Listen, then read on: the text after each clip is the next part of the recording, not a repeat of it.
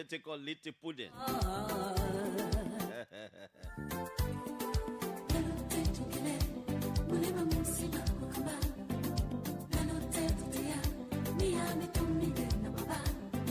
It reminds me of about the heat of the elections in 2023.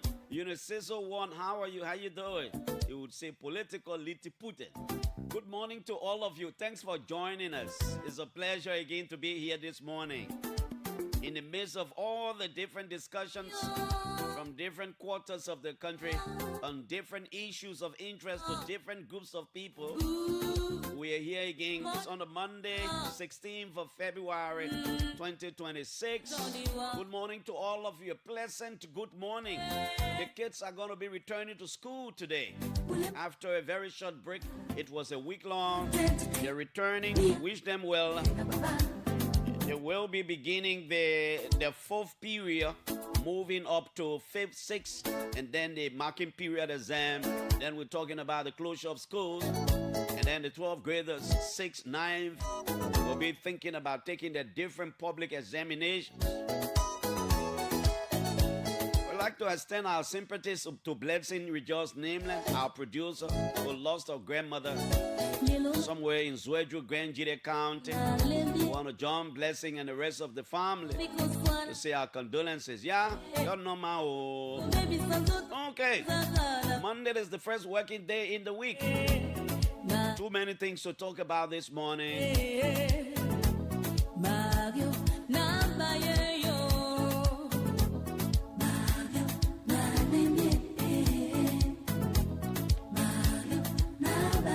This is a way to welcome you. We'll take a break very shortly, join 1-2 of our sponsors, and then we come back and talk about some of the things that matter to all of us. Too many things are being talked about.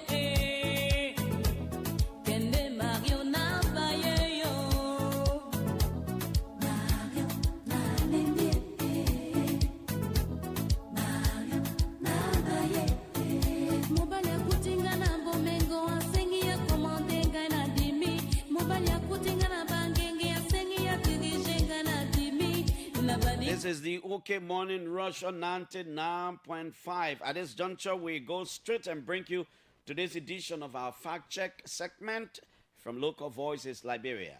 Good day and welcome to the Fact Check segment. This segment debunks disinformation and provides the verified facts of statements made online and on the radio. Following the February 11 election of members to the African Union, Peace and Security Council, several opposition politicians in Liberia claimed that the country failed to secure a seat on the council. Their claims followed a statement from the Liberian government indicating that it had taken a principled decision to step aside to allow the Republic of Benin to contest and assume the relevant West African seat on the AUPSC. Among those making the claim was former Montserrat County District Number 8 Representative Akaras Gray, who claimed that Liberia failed to secure a seat on the African Union Peace and Security Council for a 2-year term. To verify this claim, we reviewed a February 11 press release issued by Liberia's Ministry of Foreign Affairs. The release stated that Liberia stepped aside to allow the Republic of Benin to contest and assume the seat allocated to the West African region. We also contacted the AU through its senior communication officer, Gama Kara, who provided the list of countries elected to the council and clarified that the PSC elections were conducted based on regional consensus. Elections by regional consensus mean that member states within each AU region agree to advise on which countries will occupy the allocated seats. In such cases, there may not be a competitive vote at the final stage, as regions present an agreed slate of candidates. This process can involve prospective candidates withdrawing before the conclusion of the election to allow for consensus. Based on the official statement from Liberia's Foreign Ministry and clarification from the AU, there is no evidence that Liberia failed in a competitive vote. Rather, the available information indicates that the election was conducted by regional consensus and Liberia withdrew from the process before the final slate was presented. Therefore, the claim circulating on social media that Liberia failed to secure a seat on the AU PSC is misleading. On February 2, Liberian economist Samuel Jackson claimed that 12% of Liberia's workforce is employed in the formal sector. He made this claim on Pram FM in response to President Joseph Boakar's assertion that his government created 70,000 short and medium-term jobs in 2025. To verify this claim, we reviewed the 6th edition of the World Bank's Liberia Economic Update published in September 2025. According to the report, wage employment in Liberia has stagnated at around 20% over the past 2 decades. The report also cites findings from the 2022 National Population and Housing Census, which indicate that 20.9% of the working population is engaged in wage employment. While wage employment and formal sector employment are not always identical measures, they are commonly used as indicators of formal labor market participation. The available data shows that the proportion of workers in wage employment is significantly higher than the 12% figure cited by Jackson. Based on the evidence reviewed, the claim that only 12% of Liberia's workforce is in the formal sector is incorrect and not supported by the most recent available data. This is all we have time for on the Fact Check segment. This segment is part of an MOU between Local Voices Liberia, OKFM, Pram FM, and Care Radio to counter disinformation and help the public make informed decisions. This MOU is funded by the Liberia Media Empowerment Project, implemented by Internews with funding from the European Union. The funder or partner had no say in the editorial decision leading to the production of this Fact Check segment. We will be back on Wednesday with more Fact Check reports to help you know the facts. If you want us to fact check a claim for you, please send us a text to WhatsApp on 0777 556 296 and we will definitely check for you. Also, follow us on Facebook at Local Voices Liberia, X or Twitter at LVL Fact Check, and go to our website www.localvoicesliberia.com. My name is Olivia Bawon. Thanks for listening. Goodbye. Thanks to Olivia and thanks to the team at Local Voices Liberia for the Fact Check segment. Let's begin recognizing some of the people who've joined us on our Facebook page. Irene Tali has joined us from somewhere outside of Liberia. Good morning to you, Tali. Boema Ibrahim Quaid says, good morning, okay family. I'm following from my Tusa Field Road, that's Grass Community. Kimba Masikwa is joining us from the city of Bo in Sierra Leone. Good morning, Kimba. Avin says he's joining us from New Georgia. Goff Feston Kiedo is joining us from the Japan Freeway. Rose M. Sambola, I'm watching you from Central Monrovia. Steering Fowler joins in. Christiana T. Balie has joined us. Darlington Rule has joined us. Steve Kennedy follows. Representative Bernard Blue Benson has joined us too. Ama Undebe has joined us. Vafi D. Collet.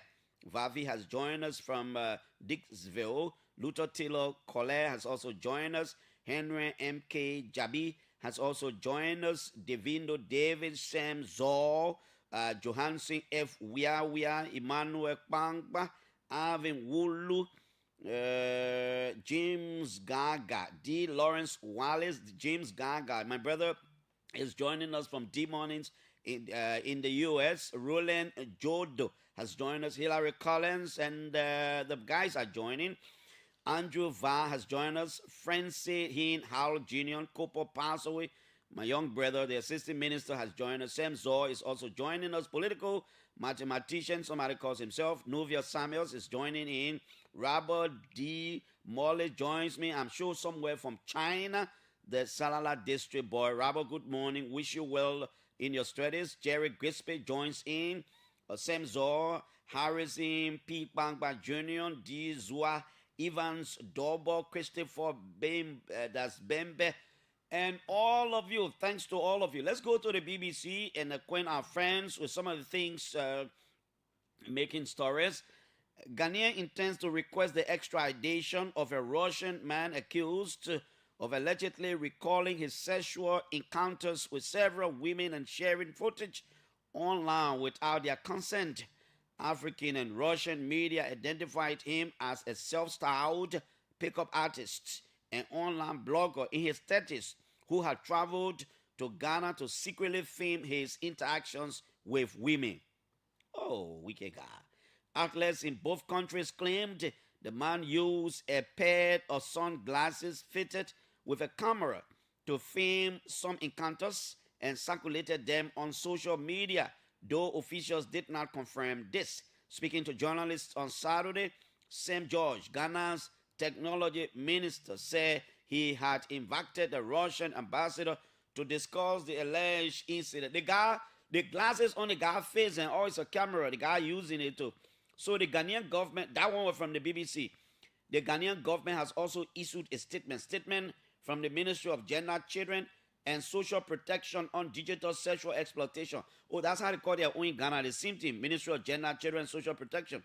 The Ministry of Gender, Children, and Social Protection has taken note of reports involving a foreign national who allegedly engaged in sexual activities with some Ghanaian women and recorded and circulated those acts without consent. Parliamentary information indicates that the individual may not currently be within the country's jurisdiction.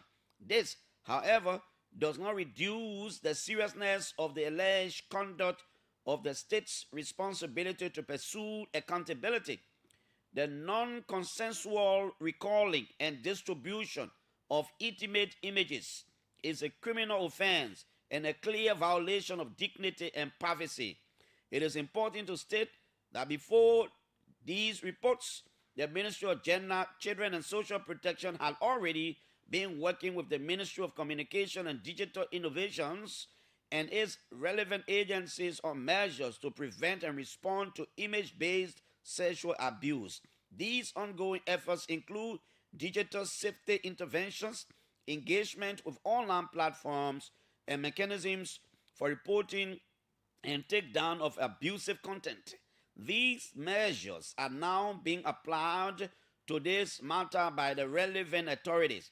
The ministry continues to work with the Ghana Police Service, relevant security institutions, and international partners to explore all lawful options available, including cross-border cooperation and mutual legal assistance. Support services, including psychological or psychosocial care and legal assistance, are being coordinated through confidential channels to ensure privacy and well-being. Now, two things. On one occasion, they are talking about extradition. Yeah, it seems the guy is not in the bailiwick. The guy is not in the jurisdiction of Ghana. So the Minister of Information, Innovation and Technology of Ghana, Sam Latte George, is trying to invite the Russian ambassador so that they have a discussion. This guy apparently went to Ghana and he's been there, and doing a lot, especially with the women. And then he would do it and get it public, post it, put it on without their consent, and it's a violation of their rights, of their dignity, of everything. And so they're trying to get to him. These things should send all of us signals. It should remind all of us. Imagine a man using different measures, different medium, including his sunglasses. Sometimes not all that glitters is gold. You gotta be careful with the way you do things, especially with the world of technology we are in. Other than that, the next minute you're gonna see something about yourself somewhere and you're never gonna believe it. Sometimes the public will beat you and hold you responsible, and it will go, but those things will always remain. It's terrible. There is a situation involving a vehicle, we are told, that was allegedly stolen from former President we understand, by one of his bodyguards.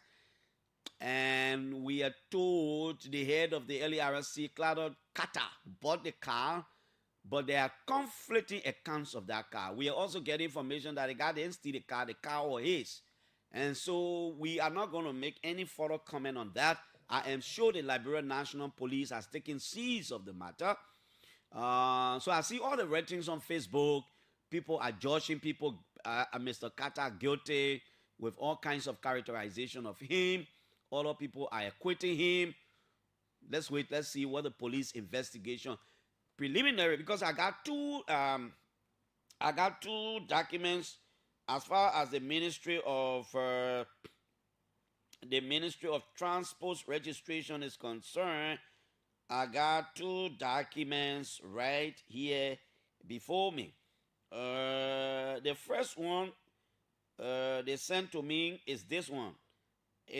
This is the first one they sent to me. 2025 registration document from the Ministry of Transport. That's the first one I received. It is in the name of Vehicle Particulars, 2005 Mercedes-Benz E320 sedan. The license plate number A28569, registered to George M. Weir. That's what I can see. 9th Street, Cinco, District number 8, Montserrado County, and I see telephone number. Previous owner, the same. Registration fee, blah, blah, blah. Purchase date, 30 July 2024. Registration date, 2nd August 2024. Expiration, August 1 this year. Now, this is the one I see with carrying George Weir name. Then I see another one here. The one carrying George Weir name is 2025. This one is 2026. Vehicle Particulars, the same 2009. Let me see the George Weir. No. What's on it? What's the difference? I think I need to just wait a minute, folks. Like I said, I just want to read these things to you, but I'm not making any further comment until the matter is investigated by the Liberian National Police. George Weir on a Mercedes-Benz. I see here 2005 Mercedes-Benz. The other person who I seen 2009. So there is a difference here. Vehicle Particulars, they want a 2009 Mercedes-Benz sedan, the same type of vehicle, although. Then I go to register to William P. Latte, Marshall District number 1, McGibby County. Previous owner, the same. Purchase date, November 2025. Registration, November 2025. Now, let me go and see the VIN number, which is very important on vehicles. They want the VIN number is WRL 70702125 707021253255 707021. Let me see the one. George Weir on the VIN number will be what? Let's go here. Let's see the one I is written George Weir. Let me see the VIN number. That one has 707021. I just want to see the first 4-5 numbers. They want a VIN number. Oh, they want a VIN number is completely different. They want bearing George Weir. The VIN number is completely different. Remember that other one VIN number is 707021 and the number continues. They want a VIN number is 211042 and the number continues. So let's wait. the description of the vehicle at the scene, the year, one say 2005, one say 2009, then the VIN number are different from what I see on the document. So I say, let's wait. Let the police do an initial investigation. Sometimes it's easy to accuse people and characterize them in all form and manner. Sometimes it's also easy to acquit people and make them look good. But sometimes it's good for the security people to conduct investigation because they will look at that car VIN number. They will look at some specifics on the car. And I'm told the William Latte guy who they say own this car is not anywhere. He's in the country and all these kinds of things. The police will get the facts. So I will leave it as it is for now. Now, the situation about, I see a lot of legal opinions on the radio. I mean, on the social media, which is good in the Prophet Key or how do you call him? Justin situation. I see a lot of writing. The lawyers are writing different opinions. Whether it was Councilor Gonglo, I read one from Councilor Arthur Johnson. I'm reading one from Tony Allor. I hope I'm still correct. Jeremiah Dugbo. I'm reading a lot from different lawyers. What I have done is to bring two lawyers this morning who have different opinions. At Tony Allor, Al Vanny Rogers thinks that rights have been violated. That's how he sees it. He's coming 9 o'clock. And Councilor Lawrence Seward thinks that rights were never violated. So the both lawyers are coming this morning so the Liberian people can have an appreciation of what the issues are. 8 o'clock, last week I had some people here from Benbenstown. They were talking about a mining situation involving one Mr. Richard Colley and another person, one Mr. Cole, that Richard Colley is the legitimate person and people want to rob him out of the place. He's got all of the documents from the Ministry of Mines and Energy, an authority from the Ministry of Mines and Energy who was on a witness or enforcement tour in the southeastern region of the country called and said they've decided to put a stop to that thing.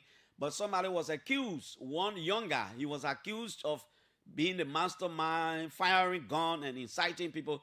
So we will get a younger this morning, 8 o'clock on the radio. Let him come. Let also hear his side of what all these things are. I got attracted by a bus stop that was constructed by Martin Colley, I think somewhere on the Bombing Highway. Yes, I got attracted by that.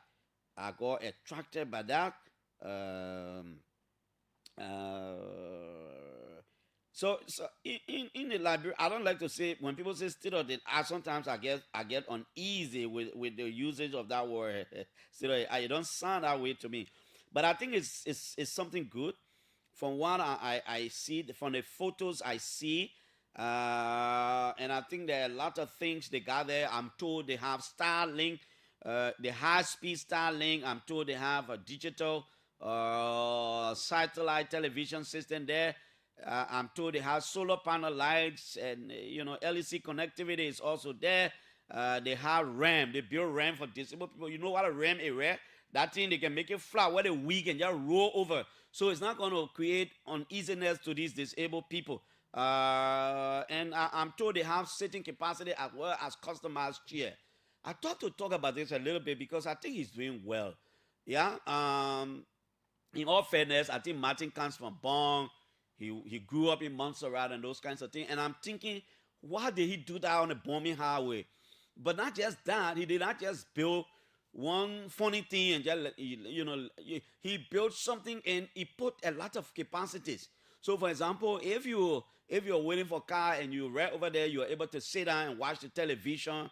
And I know he got people there managing it because on the highway, you don't want to do that. Thanks to Martin. And he's providing his brothers and sisters back home with a lot of scholarship opportunities, which I thought it was good. That's being selfless, that's being selfless. Now, I will talk about the issue about contempt and not contempt and human rights violation and what have you.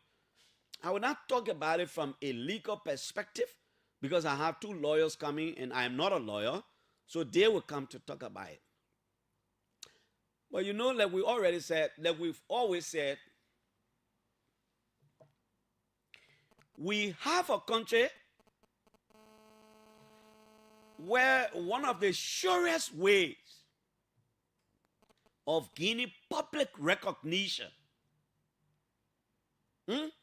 we now have a country where one of the surest ways of gaining public recognition, of maybe gaining popularity, is to do some very unusual things. So now I don't let them use the word being rude. I'm looking for words. We have a country where the more you insult people, the better your chances are to get appointment in the government. We've said this thing times without numbers. The day our leaders started giving people jobs because they were disrespectful to other people and praising their particular regime was the day we started falling where we are today. So it is continuing. And like I've always said, our young brothers and sisters who are graduating from high schools, universities, and colleges believe that the issue of merit, the issue of being intelligent is no longer paying off. You got to be brutal. You got to be disrespectful if you want to find your way in the political space in Liberia. If you want a particular political leader or standard bearer or president of the country, maybe you even got to be insulting the president and his ministers. That way you get fame, you get very popular, and by the time you pop your eyes, you are appointed in the government. That is the impression all of us have created over the years. And that's why so many things are going the way they are going. And like P.L. Luboma said in one of his lectures, when corruption is not at your doorsteps in the context of implicating somebody who is close to you, people see corruption differently. They see with these things. If our leaders have put their feet on the ground to say, you know what, in as much as I want to be president of the country, and you want to support me and you are supporting me, if you are disrespectful to the other political leader or the president in power, no, then you can't be my supporter. If that is the only reason why you want to support me, then you can leave. Because you can't be disrespectful to him or her. Because if you're disrespectful to the president today, tomorrow when I become president, other people will be disrespectful to me. But you know, sometimes our leaders don't do it. Because the only thing they think about is how to get to power. Look, I don't know, but maybe Samuel Doe or Taylor, maybe Taylor time, people didn't do most of these things because there were guns all around the place. But I have never seen in the most recent political history of the country where anybody was more insulted than Ellen Johnson Sirleaf and Josh Weah.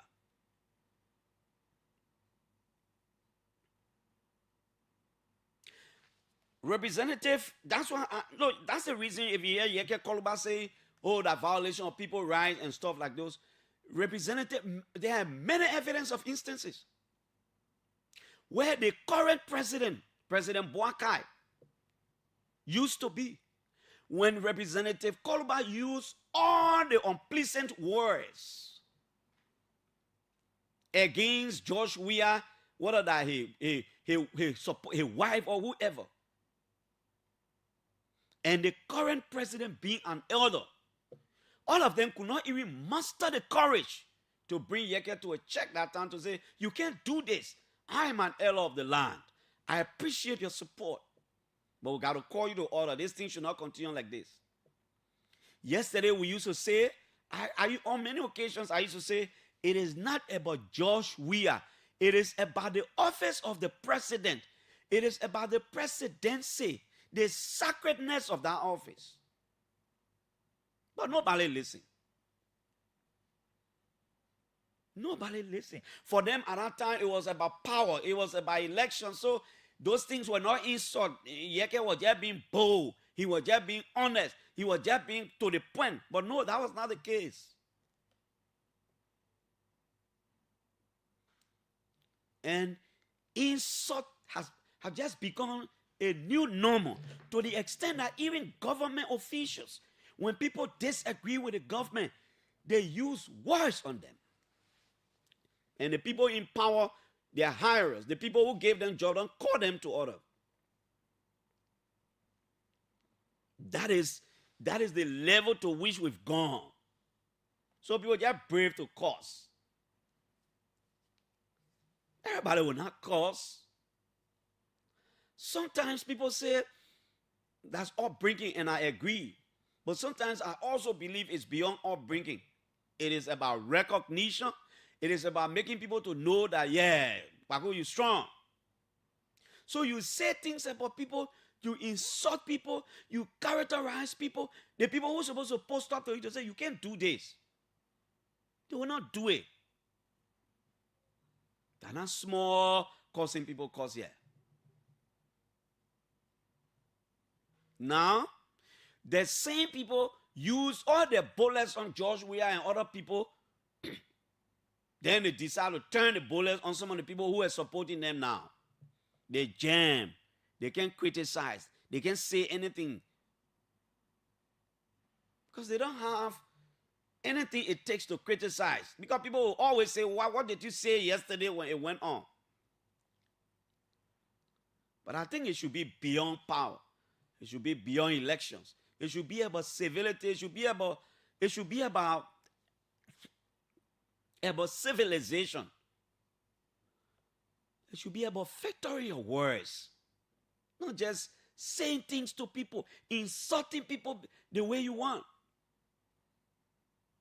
Ellington, the same thing. People in the CDC. They paraded with casket. All kinds of characterization. At that rate, she's a woman. I don't want to say some of the things they did. Parading with all kinds of things. They said some of the worst things about Ellen Johnson Sirleaf. And their leaders, including former President Weah. Yeah, there are evidence of instances where sometimes when they want to protest, President Weah will say, in power, they didn't protest it. But sometimes the insults, they didn't stop them. They didn't stop them. And then the very Ellen Johnson Sirleaf too, during her administration, some of the people who insulted her most are the people who later surfaced in her cabinet. Some of them were minister, assistant minister, deputy ministers. So other people say, oh, but then we too got to move on with the same way. So when George Weah became president too, some of the people made reference to the insults against Ellen and say, imagine she was a woman, they insulted her, we insulted him too. So the insults continue. And then President Bouaka has taken over. It is not stopping. Because we reward people, we give people lucrative jobs in the country. When we are in power, we don't see the things we criticized in the past. We only see, look, for example, when the government came to power, there are evidence of instances where people say, oh, Emma Glasgow, how do you call it, man? Israel Akesanya, there are other people there. They were in turning position, they were wearing the political party t-shirt, they were campaigning. It's against the code of conduct, blah, blah, blah, blah, blah, blah. When the Unity Party was having a recent homecoming here, there are people in those very positions today who were wearing Unity Party t-shirt. Because for them now, at that point, nothing wrong with it. Yesterday, something was wrong with it. Everything was bad about it. It was bad to wear party t-shirt. It was bad to do they want to. But today, they're doing the city, but nothing wrong with it now. You criticize them now, or you give them the chance now, they will go in the dictionary and bring all the words outside, they're finding all the civilized justification of those things. There are evidence of instances when sometimes people, even poor people on payroll, they're getting stopping just to do what they're doing. How will we stop this? How? In this country. People empower people to attack their perceived political rivals only because of power. Then now, everybody say, oh, look, in as much as we should fight against all these things, if we frowned against it in the past, we would not have gotten where we are. But we celebrated it. We embrace it. Because, it was just about us, power, our election. So if anybody would damage the country, we care. So all these things people are doing is just in succession. They're just doing it in succession. The other person can, I will do this thing. The other person can, I will do this thing. Don't be surprised. When somebody take over from Boaka goes 6 years or 12 years, they seem to work out. Oh, the other people now wearing political party t-shirt. They enter new position, you're telling them all the same thing. Until we can reach a stage where we have a president that will say, you know what? If I will not get re-elected, I will not get re-elected. But there are certain things we need to put stop to once and for all. For example, anybody who disagrees with me on the basis of mutual respect, that's democracy. If you support me, you don't have to insult people because of me. There are just some few practical things. If we get rid of it, it will be difficult. The thing is spewing, is the thing going far. To the extent that you can learn in the evidence of instances where you can get educated until your degree or on your teeth. If you're not able to be disrespectful, if you're not able to wear political party t-shirt and parade for people to see you, brother, sister, you're not going to get a job here. You will apply, you're going to get a job. As some of the places said, joining the political party will be the requirement for your employment or your appointment. Because sometimes they say, man, I'm not clear. You can see when we're having our political party, when I once saw that him or her to the party headquarters, that person not clear.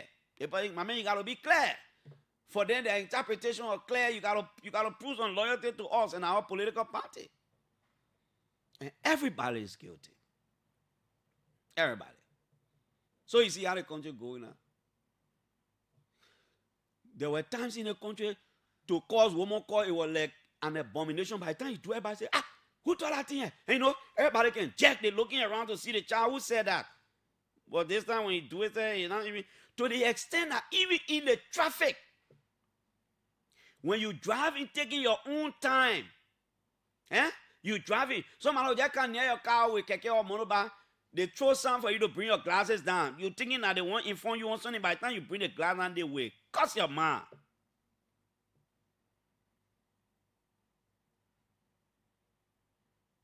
You see what I'm saying? When you need the parliament, send me message, the man say, homecoming versus political campaign. I told you, I say, the people can find way for all these things. So we made a country to look like, look, my man, the man got to be clear. You got to be clear. The man not clear. The man not clear. You can ever see the man power out in it. The man not clear. My man, you got to be clear. When you want a joy, you got to be clear. You got to be clear. We got to see you in the t-shirt too. So the politics of the country is degenerating into man calls and power calls and everything. So by the time the person gets his or their job, they're okay. They don't see certain things wrong with anything anymore. The same person you knew yesterday who used to be critical and honest with some things about governance, by the time the president gets to the government now, the president gets a government job, they're not honest again, they didn't say nothing, then they're making you to look like you are the latest person. I mean, that is how we have brought the politics. So the young people graduating from high schools and universities say, they look at you in the community, they say, but the people here, they've been recently, they've been a deputy minister, how you think the man became minister, but then we also got to do the same thing too. We got to be causing people. Oh, but wait, I beg you, we cause people who will know you. So there are people in this country who are popular today because of those kinds of things. And we hail them. And we vilify the people we're supposed to hail. That's how the country is going. People can cause it. Look, when some people cause the president, you can jack in your belly. You can feel, you can be like, what? So we make causing the least thing in our society. And somebody will tell you, say, but man, I think I insult. I think I really insult. In the West, then it can come, they bring the West. In the West, we're talking about our culture, our tradition, our norms, what we believe in, what we're not supposed to do. The men say, in the West, I think that's not a big thing to say they want to people. I think like what you're talking about. By the time you load the next day, President ABC has appointed the other president. I'm saying ABC now in Alexander Benedict Cummings, by the way. Let me say SYZ. By the time you load, they say the executive marshal now new appointment. Then you go low, the person appointed as assistant minister, deputy minister, managing director. Then somebody say, why not the guy used to be causing like this? Oh, man. Then other person say, oh, but then I think we need to be, all of us can be intelligent now. I think causing are the way out now. And that's the country we have. That's the country we have. I'm not sure we're getting out of there anytime soon. Because of the way we see it. So I will leave that legal aspect with the lawyers. They will come to talk about it. But I just wanted to talk about the aspect where all of us have embraced things that we had no business embracing. It has become an embarrassment now to all of us. And to the extent that nobody can talk about certain things anymore. To cause that the least thing anybody can talk about, especially when elections are coming close, I beg you, man. You got a cause to be popular. You got a cause to get your own appointment in the government.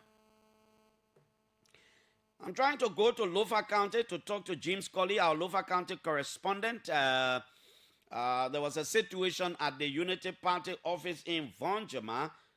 We want to know what happened. The party appointed an acting chairperson there, and there were disturbance. We saw a video that was all over the place, including the one our correspondent sent us. We want to just get a few things from him this morning.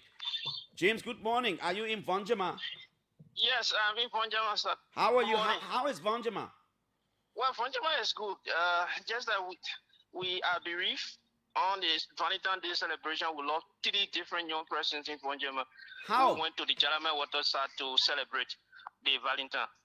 They got drowned? One got drowned and the other 2 died when they were on their way back to the city as a result of accident. One got drowned and 2 died while in a motorcycle accident? Yes. Wow. So Vonjama lost. Where is that place you're talking about? Is it what, a creek or what?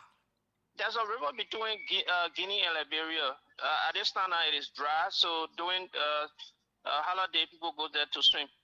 How far is it from Vonjama? It is 25 minutes ride. Oh, I see, 25 minutes ride. Damn it. 3 persons died just a single day. Just a single day. So it's concerning, Wow. more especially. Wow, James. Okay, James, what is it that went on at the Unity Party office in Vonjama? What went wrong? What happened?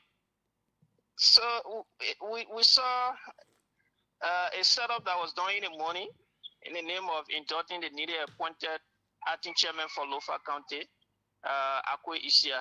But before his appointment, let me just give you the history of the current acting chairman. Prior to the 2023 election, when there was a fair convention here to set up the leadership, the party appointed 3 different persons to head the party. That was Fokpa Gizi as chairperson, acting chairperson, David Maulo, who is the current commissioner of Vonjama District, as vice to Fokpa, and Abbas Magdiati as general secretary. But after the election, the chairperson got appointed as the Liberian ambassador to Guinea. So the vice chair took over as acting, who is now the commissioner of Vonjama District.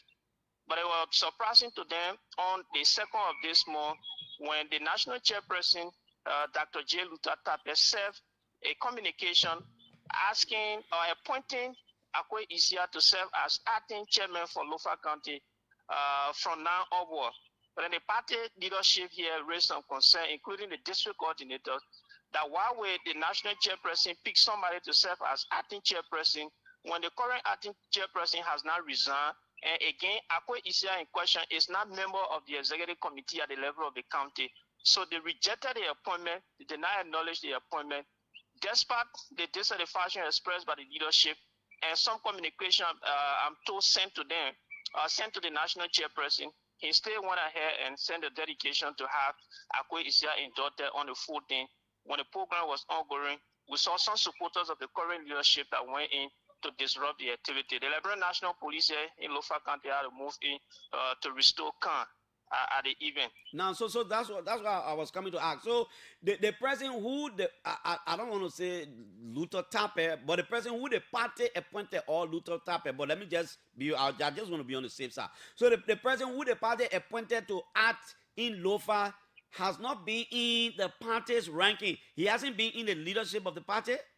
No. He just ordinary partisan. He's not a member of the executive committee or the leadership of the party. Well, we have David Malo serving as the acting chair. We have the youth chairman. We have the general secretary. And during the induction, we did not see the district coordinator for the party. We did not see the county youth chairperson. We did not see cheerleaders. So was the acting chair David Mawolo, who himself is a district commissioner, was he there? If yes, what role did he play?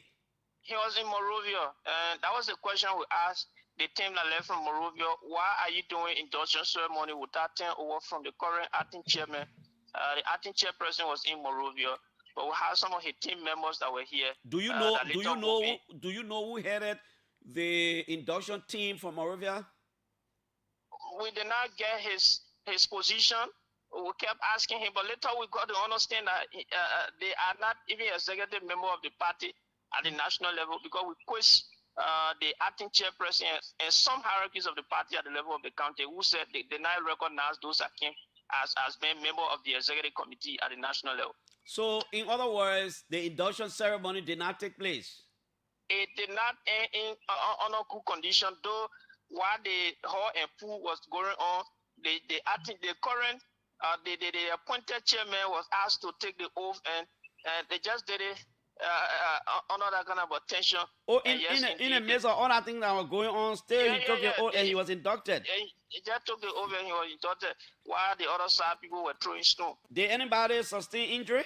Did the police arrest anyone? Is anybody in police custody? Yeah, the youth chairperson were arrested and he was taken to the police station. That is Momo Success Camara, who is the acting youth chair for Lofa County for Unity Party. Is he still in police custody? No, he was released based on the intervention of some partisans. Because he went and jacked the microphone from the guy who was doing the induction. So he jacked the microphone from here and also switched off the generator that was beating. So police moved in and having arrested him, was charged with disorderly conduct. In the midst of all that, still the men took their oath. Yeah. Was he the only person who was inducted on that day, or other officials? Yeah, the only person who was inducted on that day. Now, why you think the other people did what they did? I mean, why you think they did that? What are you hearing from the other partisans? They have said if for any reason the party, the national leadership wants to make any change, they should either pick somebody from the executive committee, like it happened in the past when the acting chairperson was appointed as Liberian ambassador to Guinea. The deputy took over. Since there have been no convention, if you want somebody to serve the party, you should consult the current leadership on ground so that it will make a decision on who to select to occupy the position on tape. More especially when the acting chairperson has not resigned.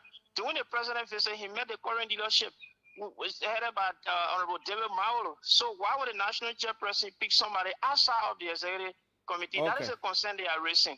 Thank you so much, our Lofa County correspondent, Jim Scully. I'm not opening the lines yet. These Unity Party officials are here in Morovia. It's fair enough. I'm attempting to see whether I can reach out to the national chairperson of the Unity Party or the Secretary General of the Unity Party. I should be able to reach out to one of them to tell us exactly what the issues are. Let me see what I can reach out to the Secretary General of the Unity Party, LPRC Managing Director Amos Toe. Let's talk about it. Let's talk about it. If we have Amos here, it will be good. I'm attempting to call him. He's not anywhere else, so we can always reach out. Let's hear from him. Is the party aware of the Lofa County situation? Do they still insist that the induction was held? What are they saying about the agitation from the rest of the members there? I'm trying to call Unity Party Secretary General Amos Tower right here. And I honestly don't have party chairperson Luther Tapper's number. If I have it, I will also make an attempt to call him because it's important. Let's hear from him since he's a chair of the party. But I thought we could always get to them. Okay, so when I get Senator, not Senator, when I get Managing Director Amos Toy, I'll talk to him. When I get Luther Tapper, I will talk to him. But you can call us now on the different numbers. Our numbers on WhatsApp on our page is 0555-026-995. Better still, you can call us on 0555-995-995 and 0777-700-9905. Good morning. Good morning. Are you there? Let's go here. I'm not getting Amos. If I get Luther, I'll let you know. Good morning. Jackson. Good Let me say good morning to the people of Latvia. Yes, sir. Thank you. This is activist Mark Render. Office in West Point. Latvia United for Justice and Accountability. Jackson, let me say kudos to your expose this morning. But there are few issues quickly that draw to my mind. I remember when the legislature were in a wheelbarrow, and then the National Bar Association were so fast to come in the law. And where the Supreme Court of the Supreme Court have been brought to public view, and the Supreme Court is being using the full power in the trial to dodge an individual on the basis of the Supreme Court who had the Supreme Court. And now a one person National Bar Association to come to the public and adapt the law to us. It is because some members of the Bar Association have been appointed by Excellency President Lloyd Baba of this as a Thank you. Yes, I think you're right. There are evidence of instances where the bar took a position. The bar spoke out when the issue of the speakership was going on, when the Supreme Court ruled or gave its opinion. A lot of people thought the bar would have made some intervention in this matter. Intervention in the sense of expressing its opinion about what it thinks about it. This is the Half Facts magazine. This is beautiful. This is well, the Half Facts Liberia, a vision in Liberia.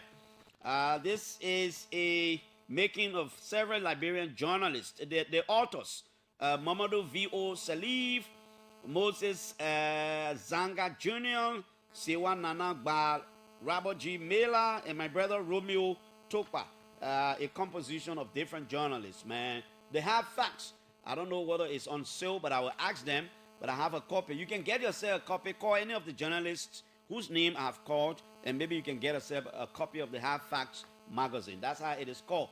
This is volume 1, the Half Facts magazine. Let's hear you. Hello. Morning. Good morning, sir. Clarence, this is Daniel Philly. I call you from District 10. Yeah, Philip. My issue this morning is this freedom of speech in this country. For many years now, we've witnessed a lot of fighting and cursing on the social media. In fact, people even go to face fight, just because of these politicians. This is the time that we have to send a signal into our society for all these things to stop. Look, there are things that happened before. It doesn't mean it should continue to happen now. Mm-hmm. So we have to put an end. We young people, we don't have to insult on radio. And Clarence, do you know that there are some politicians or well-known politicians in Liberia who have gone to So anytime they sit on radio or social media, they will incite young people to do these things. But I don't blame them. I blame we the young people, who find ourselves into belly-driven, life, that when the people incite us, then we go about fighting and causing people, right? So I think this is the time that the Supreme Court has sent a rightful message to every Liberian, not one person. Thank you. Let's hear you. Our guest, 8 o'clock guest, will be a few minutes late. Hello? Yeah, good morning, Clarence. Yeah? Clarence, my name is Jake Fash, but I'm phone from Panazio. Yeah? Clarence, I listened to your expose this morning, more especially pertaining the kind of, more especially you kind of effective language on the media. But Clarence, let me be honest with you. You know what? I see they bring most especially to you people that in the media. No. You people are elevated by giving these people your platform. If you people will not give you people this platform, people will not hear it. Because if you listen to most of the people are using, they invested on the social media, most of them on the print media, electronic media. The journalists have to give these people their platform. If you get a man a platform, your platform is what they listen to. And I'm saying you people, you more especially you Clarence, but color journalists and all those talk show hosts are doing the same. Sitting on the radio, causing leaders in this country. Clarence, you people need to do a hot spinning fight. You are right. You are also right. Yes. But Yes. the other side is, without defending anything, some of the people to use different social media platforms, not necessarily radio stations. Sometimes they use political gathering. At that point, but again, I agree with you, because when we begin, but there is a thin line in all these things. But I agree with you to some extent. I agree with you. All of us, that's why I say all of us are guilty. All of us need to put our acts together to see. But again, our leaders need to look. The people who are doing a thing, most of them are sponsored by their leaders. By the time the leaders start showing signs and practical signs that they are against these things, you will see it not happening. By the time you do it, the leaders say, "You're not going to come around me. If you what you did is not a representation of me. If you can't apologize and don't do it again, you're not going to come around me anymore." Yeah? Hello? Good morning, Clarence. Good morning. This is Ruben calling from 17th Street. Yes, sir. I'm a figure impaired person. Okay. Clarence, I called you this morning. What I caused my call, Mm-hmm. well, it left with them. Okay. But for me, I called this morning, you should do something last year for the disabled people. Mm-hmm. But since 2026, you have not done it yet. No, I have done it, but maybe I'm not. Maybe you just want me to continue, which is good.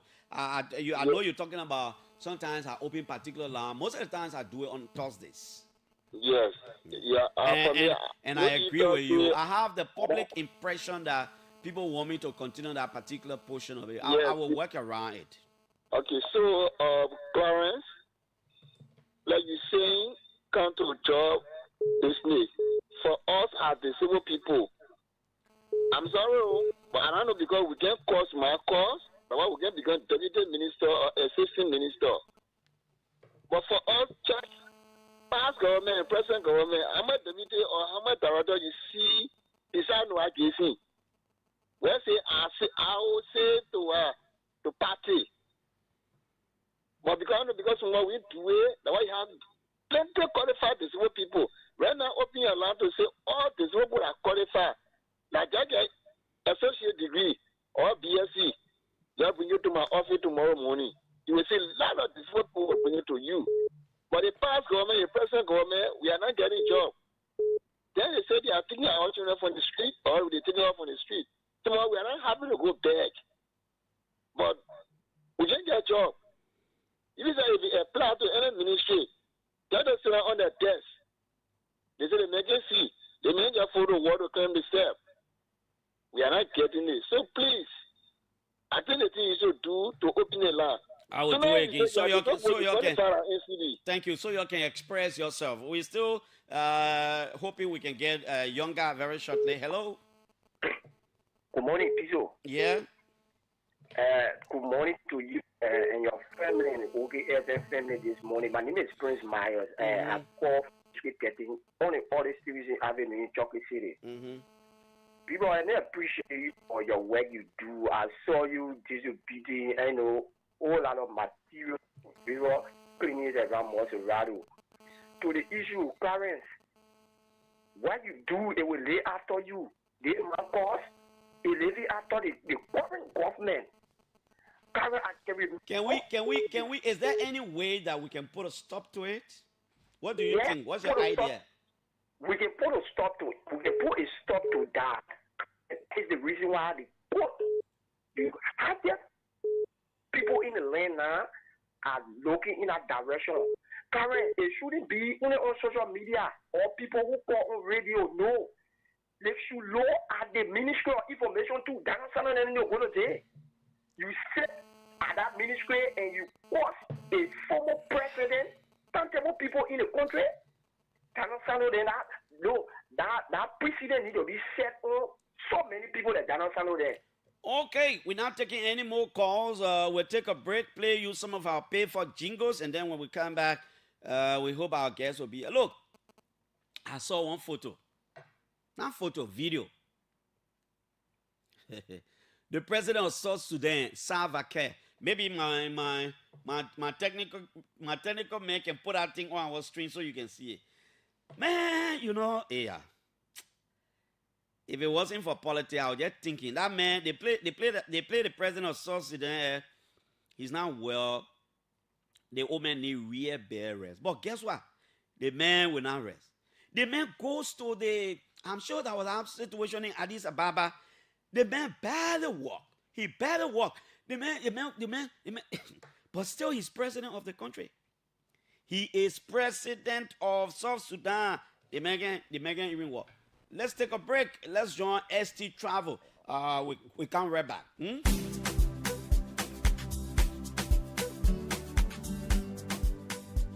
Good news to all travelers in and out of Liberia. ST Transport Service has introduced new fleets of buses in Liberia to take travelers from Monrovia directly to Ghana, Abidjan, Guinea, and Sierra Leone. We also do connection for our passengers to Lomé, Cotonou, and Lagos, as well as Bamako, Dakar, and Banjul. We also travel from Monrovia to Plebo Harbour, Maryland County. For more information, you can visit our red light office opposite Zone 9 Depot 1 Police Station or call us on 0775 908830 0886 888 538 0777 775501 and 0555 558801. What are you waiting for? Come and enjoy our fast, reliable, and comfort service. ST is here to serve you.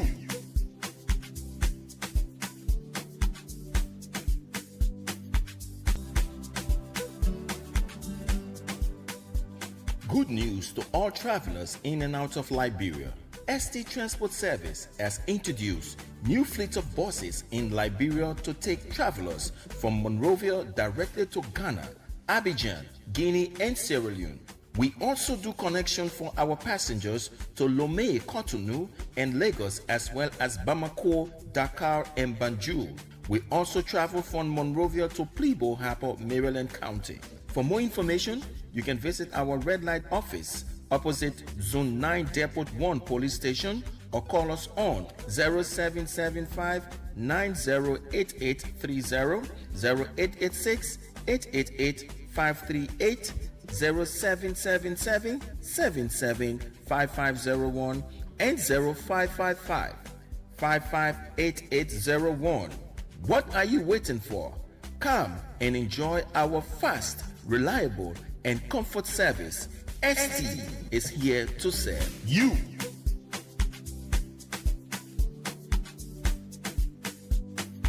It's from the Public Procurement Concession Commission. Again, good news for you. The Public Procurement and Concessions Commission, PPCC, now bring one new system for changing how government contracts work in Liberia. And which one? It's called the Electronic Government Procurement System, EGP for short. You can check tenders, pay for government contracts, and even track your results right from your phone. No middleman, no paper wahala. Everything is fast, clean, and fair. So Wow, they still helping small business people like myself? Yes, so EGP giving everybody equal chance. Whether you get small business or you market woman, even the big companies. In fact, over 580 vendors now already registered and 100 plus contracts worth over 30 million United States dollars now already passed through this system here. In fact, PPCC has been training more government institutions to join starting this January 2026, meaning there are more opportunities for Liberian businesses. Wow. So how can I register? It's very easy like ABC. Just go online to www.epprocurement.ppcc.gov.lr and register. You can start bidding straight from your phone or your computer. EGP, transparency, accountability, and value for money. Let's celebrate all the time. Okay, we are still awaiting our guest. He tells us he's going to be here shortly. Younger, he tells us he's going to be here shortly. I really don't know where he is at the moment.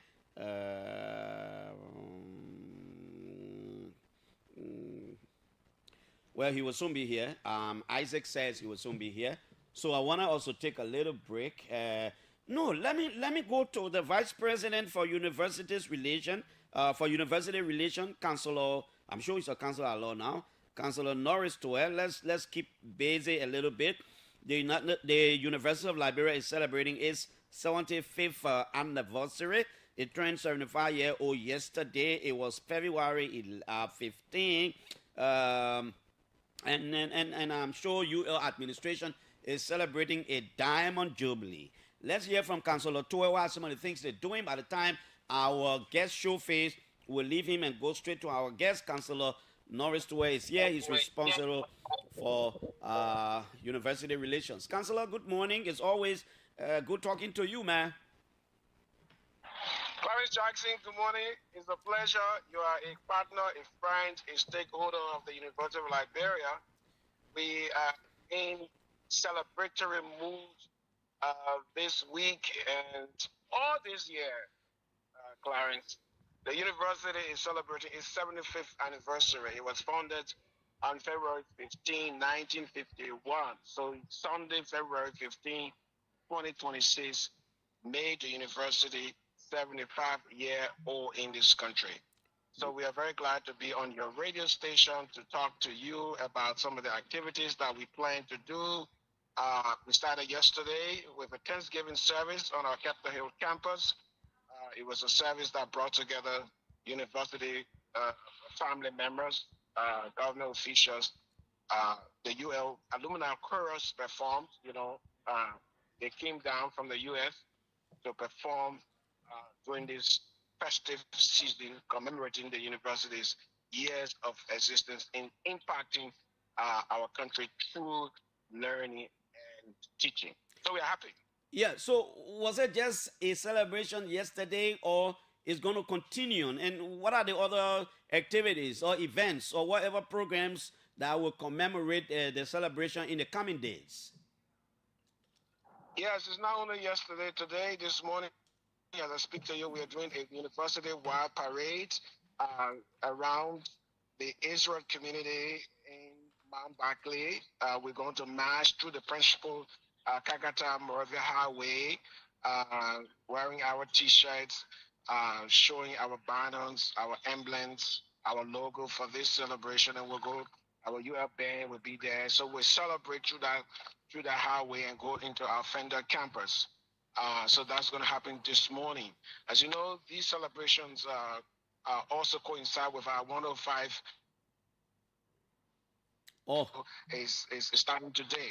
So we are doing a lot. So today you were saying the celebration is coinciding with what? Your 105 graduation? I didn't get that part clear. Yes, exactly. The 105 convocation also is ongoing. Some of the pre-commencement activities will start this morning. After the parade, there will be arts and craft exhibition on the Fender campus. So it's a big day for the country because, the university has been a pivotal academic institution in ensuring that knowledge is taught and disseminated to those who come to the university. As part of these celebrations, Clarence, we also are going to do the UL the UL alumni chorus, as I said to you, will perform a benefit concert on next Monday, 1 week from today, at the Ministerial Complex in the theater. There will be a concert that will bring again university people together, members of the public, graduates, students, government officials, our partners. And then on February 28th, towards the end of this month, we will climax the first part of this year-long celebration with a ball, a president's ball, at the Ministerial Complex again. So the point to be made is that we're celebrating the University of Liberia. As you know, this institution has gone through a lot.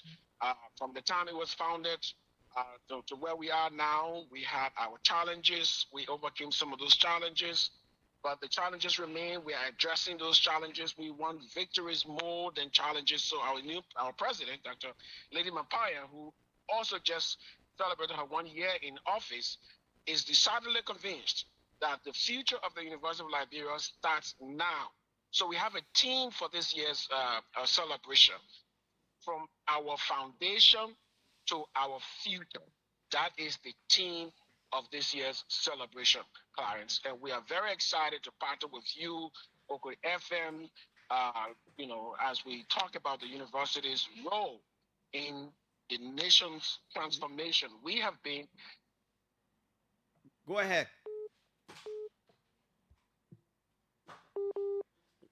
Go to places in and about this country, you will see our former students, our alumni, all making a difference, all making a contribution. Okay. So this is what we are doing this week. Thank you. Thank you very much, my friend. Thank you, Councillor Norris Tuer. Councillor Tuer is responsible for university relations at the University of Liberia. He was talking to us about, it's 9. Yeah, he was talking to us about the 75th anniversary celebration of the University of Liberia. Our guest, young guy, the guy who was accused, we are still awaiting him. He should be around here now. So we take him. Then at 9 o'clock, the 2 lawyers will be here.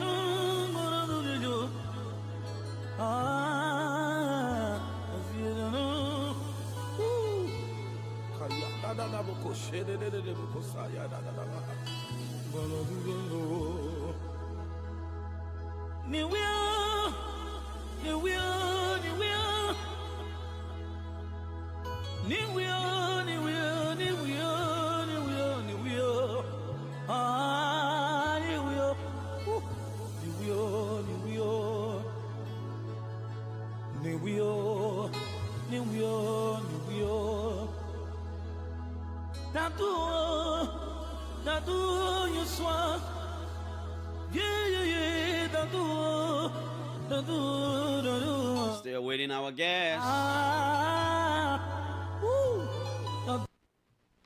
Still waiting our guest. Let's hope we can see him very shortly. We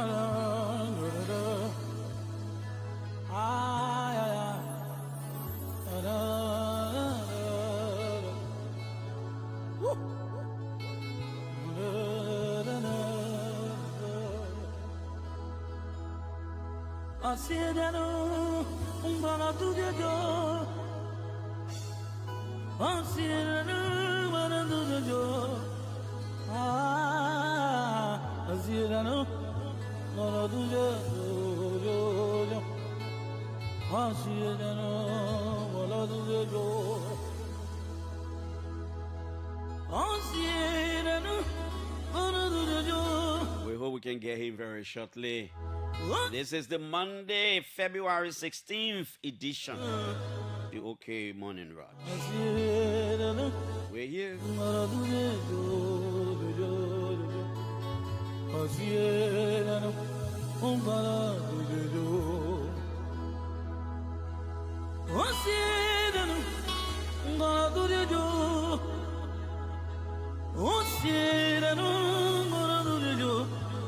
Our eyes and our ears are still up to hearing from the Civil Service Agency about a complaint filed by some dismayed employees of the Liberia Land Authority. It's going pretty close to a month now.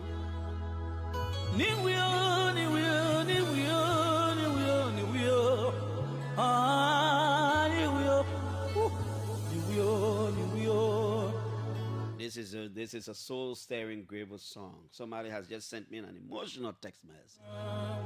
Say, Clarence, I'm crying. Remember, my parents died in the grateful land. Not meant to make you cry.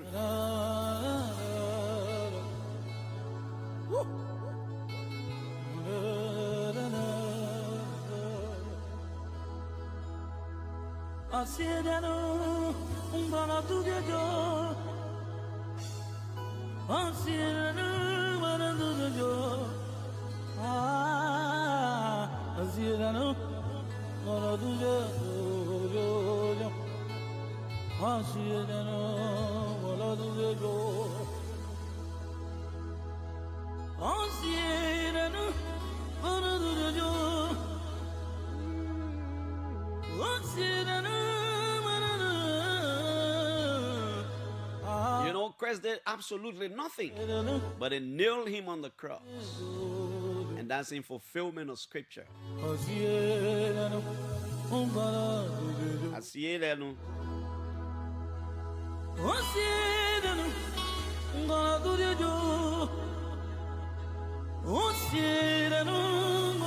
Someone tells me Radio Bestseller.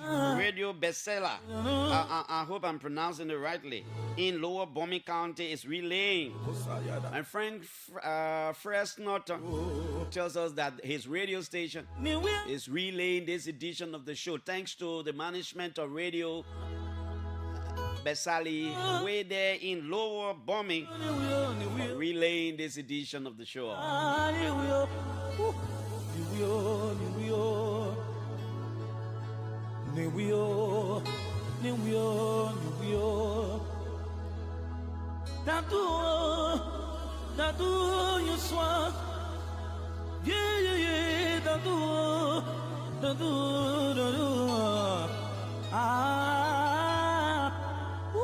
Okay, our guest said it's somewhere around Broad Street, man. I hope they can come. You know, radio is time when people accuse you like that, you come soon, so you have the opportunity to really say your side so everybody can hear, you know, your side of the whole thing, you know.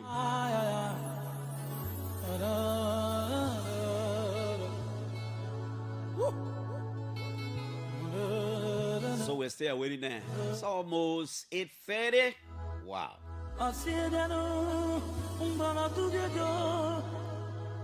Our 9 o'clock guests are already here.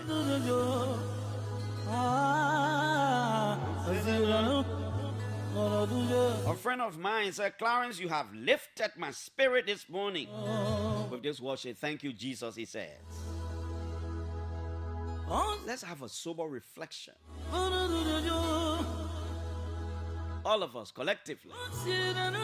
the kind of Liberia we envisage. Respect for one another and our leaders. Talking to people with humility because it matters. Being respectful to your fellow man. Apologizing when you're wrong. Knowing your roles and responsibilities in society. That's what they taught us in civics, right? Knowing your roles and your responsibilities. My brother Regina Nangbe, good morning. Long time I haven't seen you, brother. I hope you are somewhere around Monrovia. You know, he used to be the head of the National Lottery Authority, Regina Nangbe. It's exactly 8:29, few seconds to 8:30.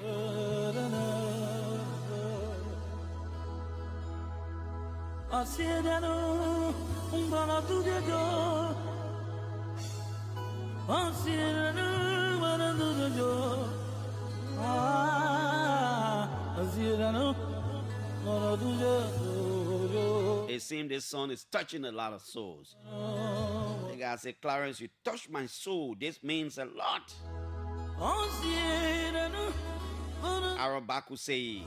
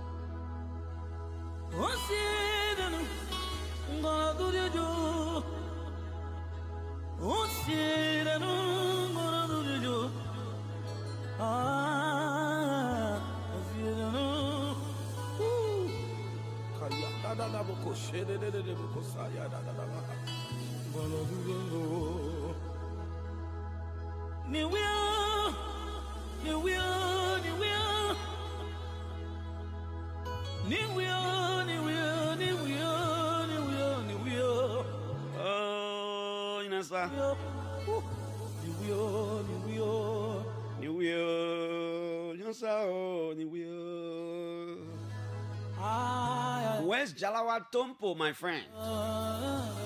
Good morning, Jalawa. Long time, man.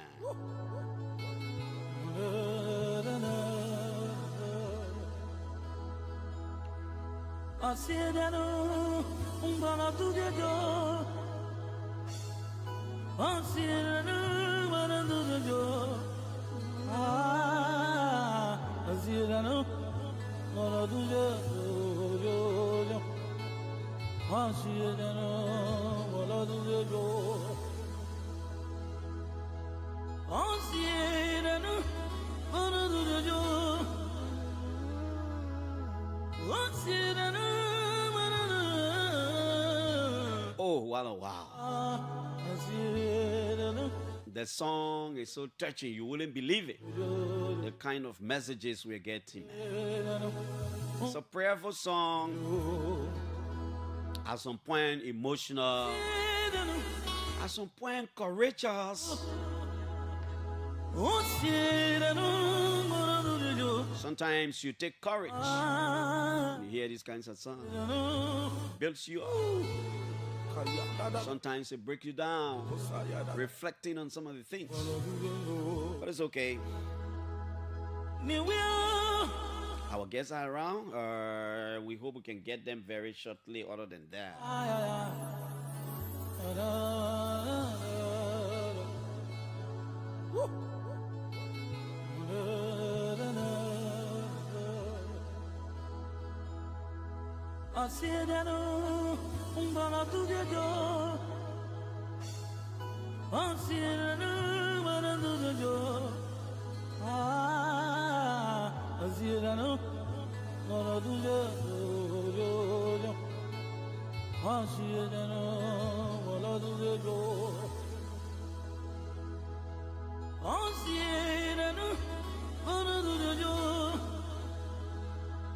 so maybe you are on your sick bed.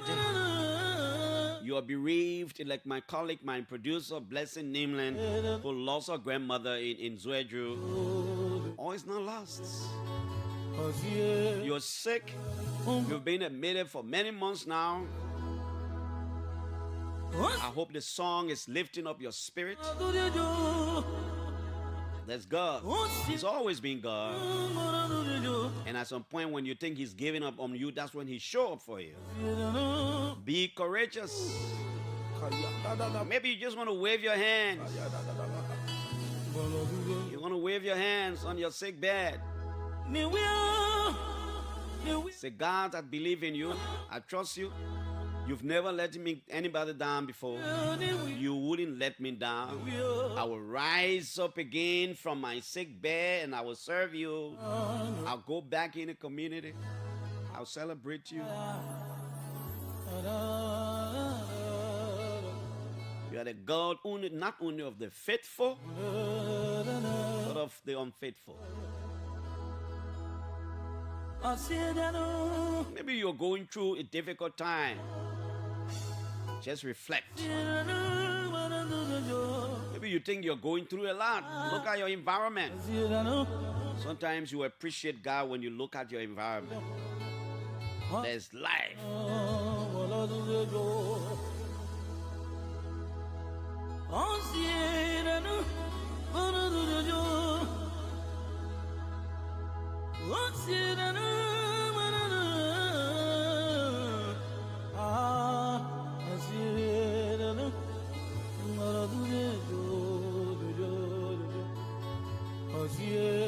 Oh, good morning to all of you.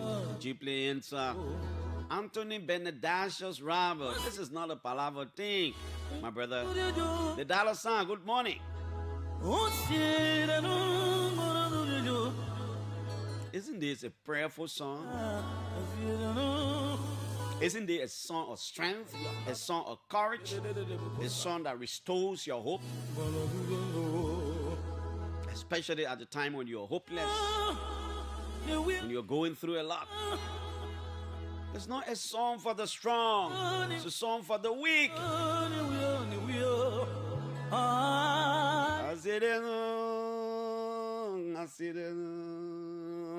Where are the grateful people, man?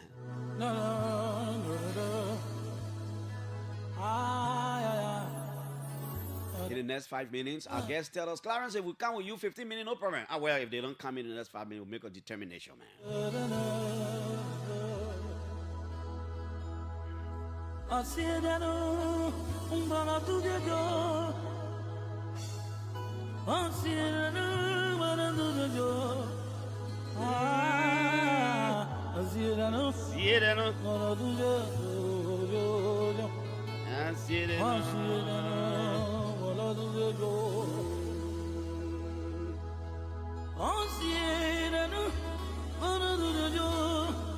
Good morning to Reverend Dr. Larry Bropley.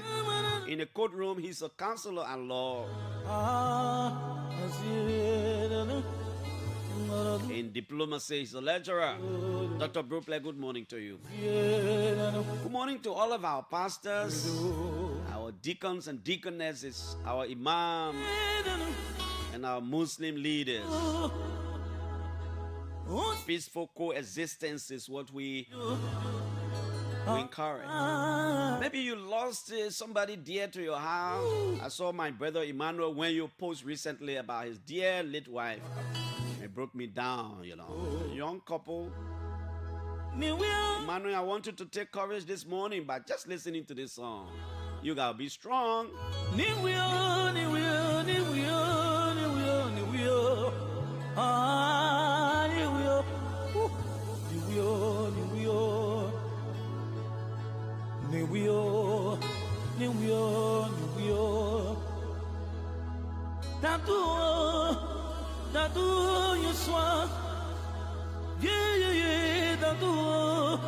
I think this song is a representation of the southeastern region of the country, because even the cool people understand the song, the crown people understand the song, the Grable people, well, for them, that's their song, you know. Okay. It's almost 8:40. No song of our guests coming around.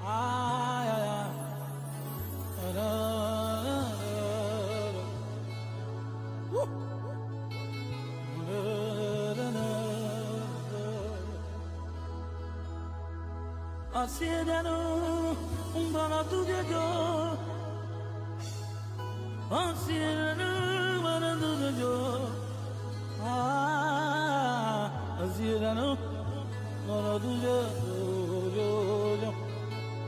Anciano, barato de jo. Anciano, barato de jo. Anciano.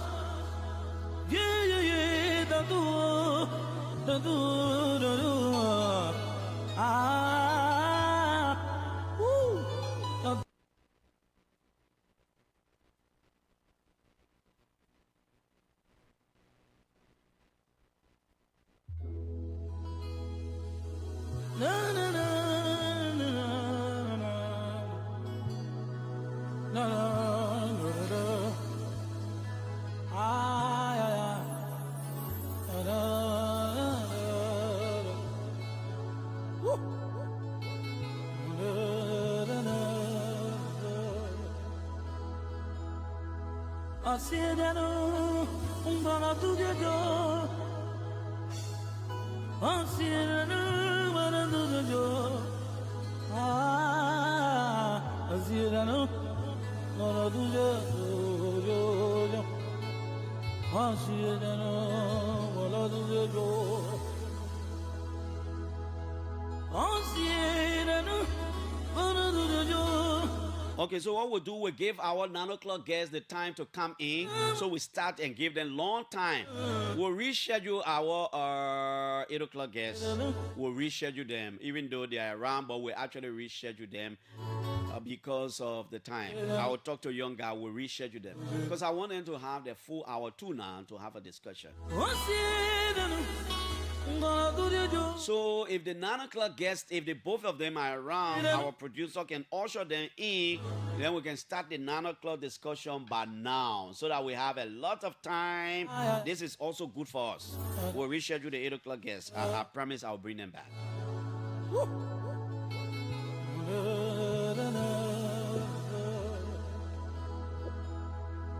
Anciano, barato de jo. Anciano, barato de jo. Anciano, barato de jo. Anciano, barato de jo. Anciano.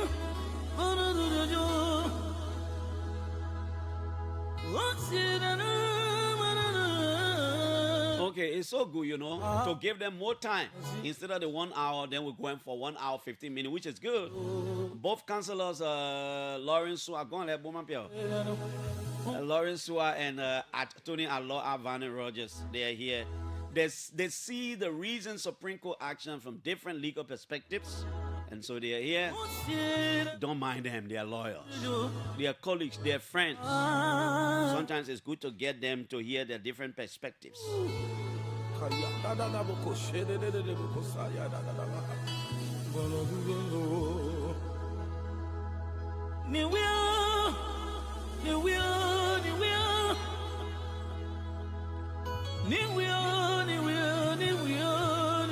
Oh, so we bring down the music and go straight across the table and join our guests. I know them.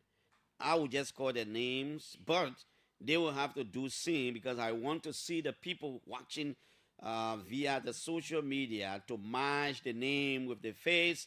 So when they're talking, we know exactly who's talking. And the way we're going to do it, the same we will do when we have people like these kinds of people here, we'll do it per time. We allot time, you know. They're lawyers, so sometimes when you give the lawyer the opportunity in the courtroom, that's small thing I heard they can do that. So we'll give them time. You talk, and then, you know, I have no reason to doubt that they will be very, very, very, very civil in the discussion because it's for the public's benefit.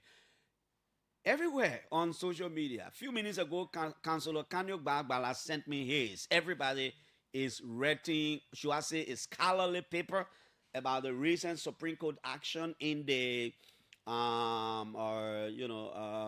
Justin Opa Yezian case. It's gone wild. Different lawyers see it from different perspective and all these kinds of things. And I was also asking myself this morning why we haven't gotten any particular position from the Liberia National Bar Association. The bar spoke when the speakership team were on, so there is a precedent.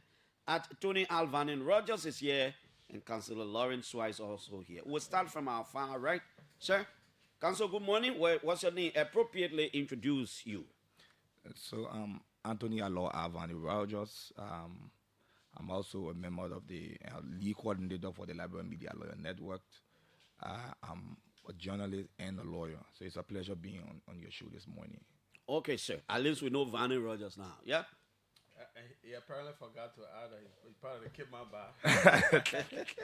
But yeah, Councillor Lawrence Swa, my name.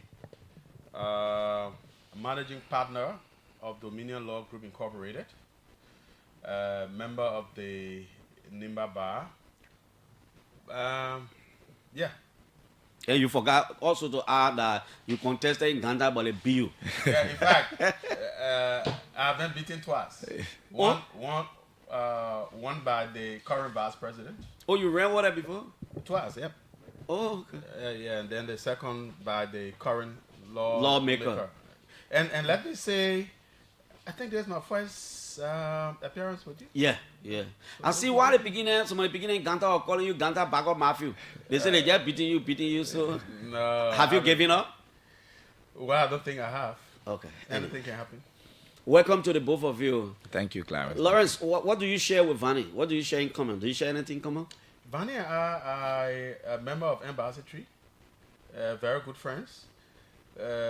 We reason the law together, but most of the time I realize that he and I are on different sides of the law. Vanny, what do you share with Lawrence? Lawrence is a professional colleague of mine. He went to law school before me, and we're in the same professional group called Ambassadry. And Lauren, I left Police Academy a long time before talking about law school. So Lauren, we, like you said, we differ on issues that come from the court, but at the end of the day, we find a meeting point. Yeah. And I was talking to one lawyer who said, Vanny Rogers is extreme in the context of the guy always see things differently. Even when your colleagues see it, they all of them. I said, but that's the beauty of learning. Sometimes the way the law looks like, there are evidence of instances where you'll say sometimes the law is like this, but sometimes you'll share your different opinion, which is good. Liberians are listening to the both of you this morning. Councillor Swa, we will begin with you because you were on the pro. You think the Supreme Court action, decision and whatever is correct, is in keeping with law, the Constitution, and blah, blah, blah. We will give you 5 minutes to set the basis, convincing us about why you think the Supreme Court did absolutely nothing wrong. You were starting 8:45 and you will end 8:53, sir. So to do that and for the public to have an appreciable understanding of what happened, it's good to state the brief facts and then apply it to the law. Go ahead. Of course. That's why I say whole 5 minutes. So as a matter of fact, Prophet Key went on his social media page and, rained insults, not only on the Chief Justice, but his mother as well. I mean, real insults. And beyond that, he accused the Supreme Court of being corrupt. The Chief Justice is corrupt, according to him. all the other justices are corrupt, according to him. The judges of the lower courts are corrupt, and all of that. So that by itself constitutes contempt.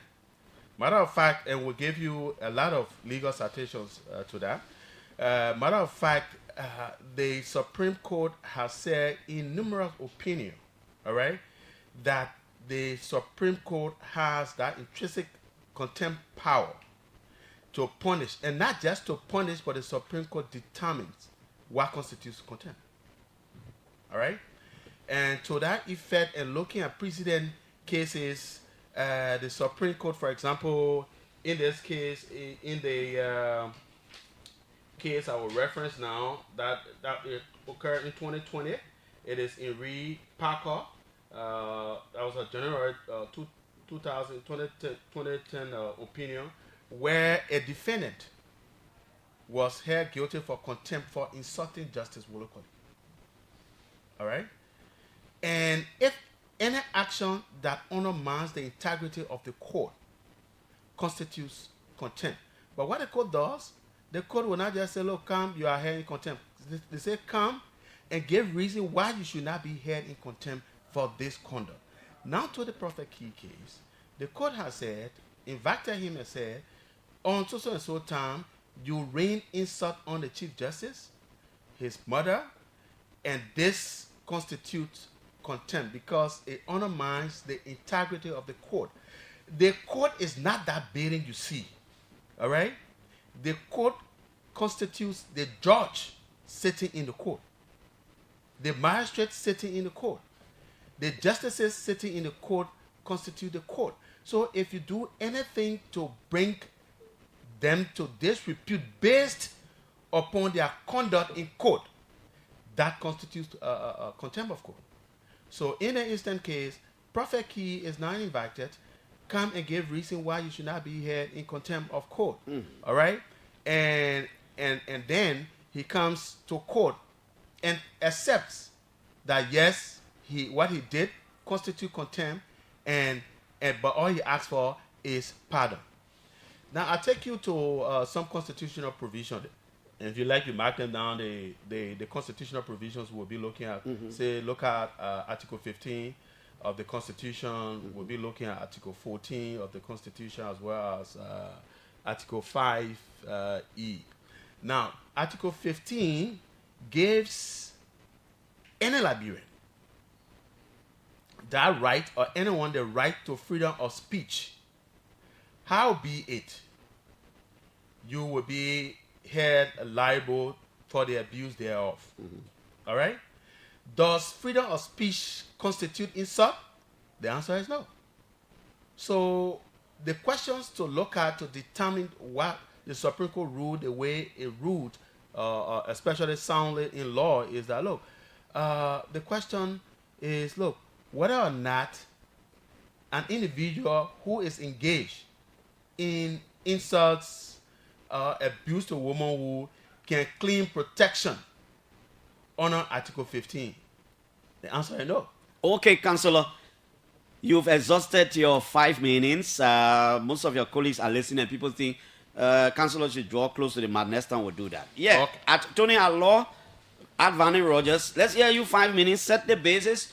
Why do you think this thing is an infringement on freedom of expression, human rights, and all those things? 5 minutes. Thank you, Clarence. I'm big into freedom of expression. But let's set the facts, right? PK, as known as Prophet Key, made 2 types of utterances. One was directed at the judiciary in terms of criticizing them for corruption. Another was an attack, an offensive speech on the mothers of the Chief Justice. Something I don't support. But my question is whether contempt is the rightful remedy that the court should employ in addressing the issue being raised. Firstly, like the earlier stated, Article 15 of the 1986 Constitution provides for freedom of expression, but it also talk about the responsibility thereof. And that responsibility was qualified by the legislature in 2019. In 2019, by the Abdullah Kamara Act, they say speech is not criminal. And when they say Constitution and Kamara decriminalizing speech, that intent is to protect offensive speeches. Not speeches where people praise you, that speeches that people in government will feel offended about. That is the reason why the Abdullah Kamara Act protects freedom of expression, even offensive speeches. Now, they're not saying our argument is that Prophet Key shouldn't walk free. We're saying there are remedy. If there are reputational damages, the issue of questioning integrity, the best remedy, if I feel, I think the only person who is stopped from going to court is the president, not the chief justice, not judges or justices, or even ministers. We are saying that with KAK Act, the court cannot use contempt as a way of criminally punishing somebody for freely expressing themselves.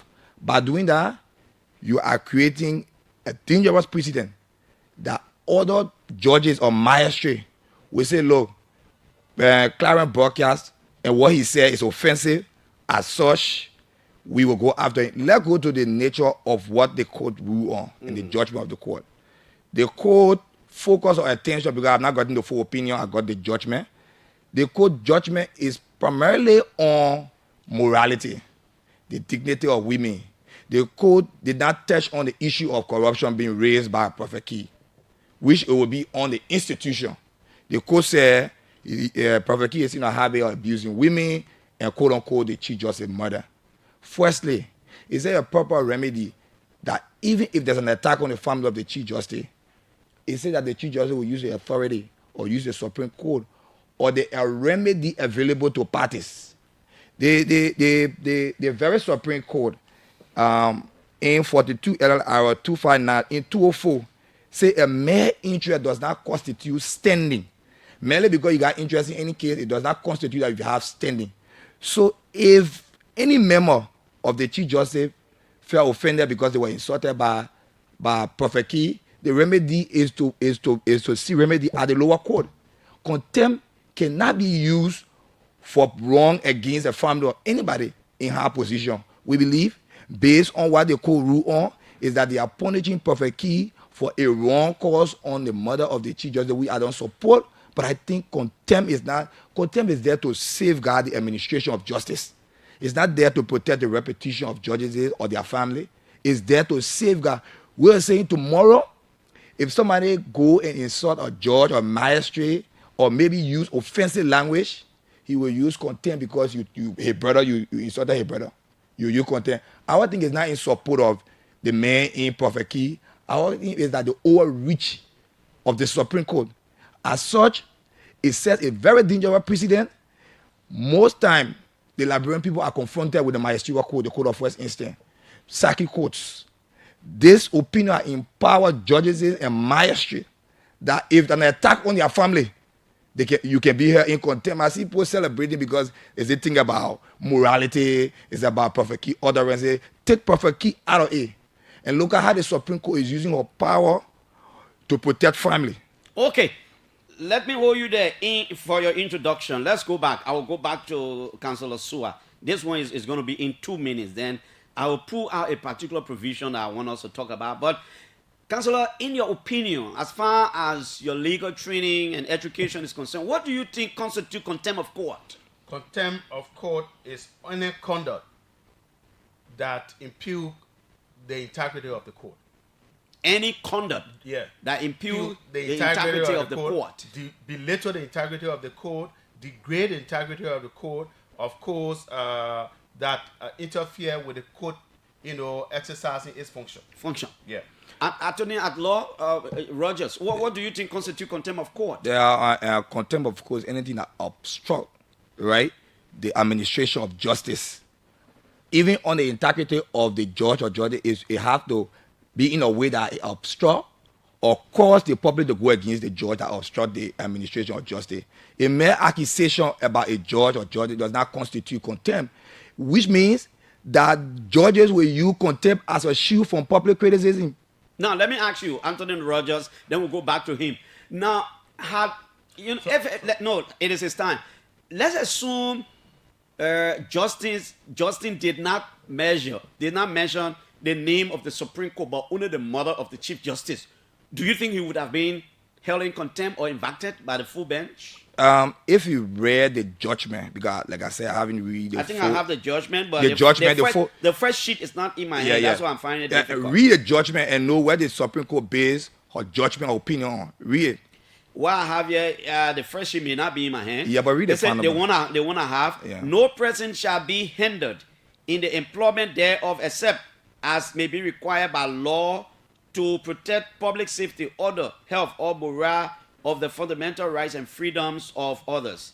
That Article 15 of the 1986 Liberian Constitution guarantees freedom of speech to all citizens, but with a caveat that the individual shall be responsible for the abuse thereof. That Liberia, as a civilized African nation, respect and recognize the cultural and traditional norms that guide all civilized nations and respect the womanhood of all women, and that in the instant case, the contender, having over the years engaged in invectives, vulgar languages, profanities, and outright abuse against the permanent Liberians, especially women, and now the mother of the sitting Chief Justice, his actions run contrary to the spirit, letters, and intent of the Constitution. Hence, his actions constitute contempt of the Honorable Supreme Court and punishable as such. Wherefore, and in view of the foregoing, the contender is hereby adjudged guilty of criminal contempt, and the court hereby imposes a definite and certain imprisonment term of 6 months or 180 calendar days at the Monrovia Central Prison, and that prior to his release, he is hereby ordered to publish a letter of apology to the Supreme Court and to all Liberians, especially Liberian women, in 3 widely circulated newspapers for 5 consecutive days, and that in addition, he is further ordered as a precondition to his release to execute and file a behavior bond with the clerk of the Supreme Court, clearly indicating that he will never use invectives and vulgar languages, profanities, or outright abuse of any Liberian.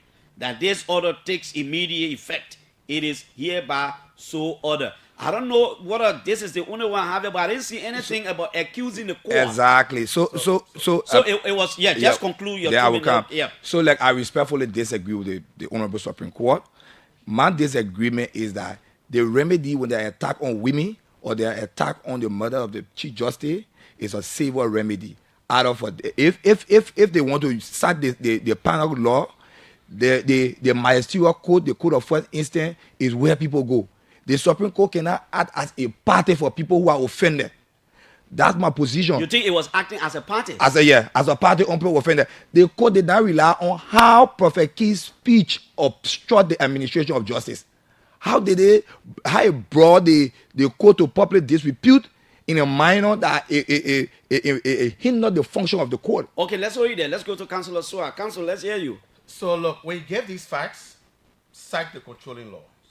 So I just like to read for you the Supreme Court opinion in 1986 and their subsequent opinions too, and how the court defined contempt. The court says, contempt of court is a disregard of or disobedience to a court by conduct of language in or out of the presence of the court which tends to disturb the administration of justice or tends to impair their respect due the court. Come to Prophet Key's language. Prophet Key insulted the Chief Justice. So he then insulted the Chief Justice as Yami Kokwek Bese. He says, the Chief Justice of the Republic of Liberia, Yami Kwekwe Gbese, is that. Does that constitute respect to the court? No. Once it does not constitute respect to the court can now invite you to come and say why you should not be here in contempt. Now, Vani argues that at that point the Chief Justice should have taken remedy of the law to go to a lower court and sue if they need be, and should not have used the gavel of the full bench of the Supreme Court and E.A.K. Parsons as the Chief Justice to institute contempt. In the face of this ruling, it says anything that brings that disrespects the court. Okay, let me hold you there. Now, I see a lot of legal scholars and lawyers and your colleagues are writing. I will open particular lines for them. And they believe that the Supreme Court overacted. And one of the things one of them talk about is Article 74 that I want to read. It says, Article 74 of the Constitution, power of the courts. In all matters of contempt of court, whether in the Supreme Court or in other courts, the penalties to be imposed shall be fixed by the legislature and shall conform to the provision of fundamental rights laid down in this Constitution. To defeat that argument, it's good to read further. Yep. All right? Yeah. The Supreme Court in 1975, all right, in the case in Read the Judicial Law 2.5, all right, that talk about the constitutionality of section 2.5 and 2.6 of the judicial law. The Supreme Court interpreted that Article 74. The Supreme Court said, in that opinion, the Supreme Court said, the Supreme Court original... Okay, somebody has sent me the first sheet. We'll go by that, but go ahead. The Supreme Court's original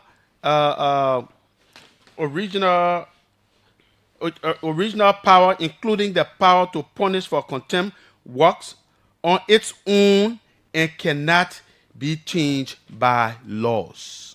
So the Supreme Court is saying our power to contempt and to punish for contempt cannot be changed by any law. When does the legislature come in to prescribe punishment for contempt as enshrined in Article 74? So who interprets the Constitution? Constitutional provision, who interprets it? You tell us. It is the Supreme Court.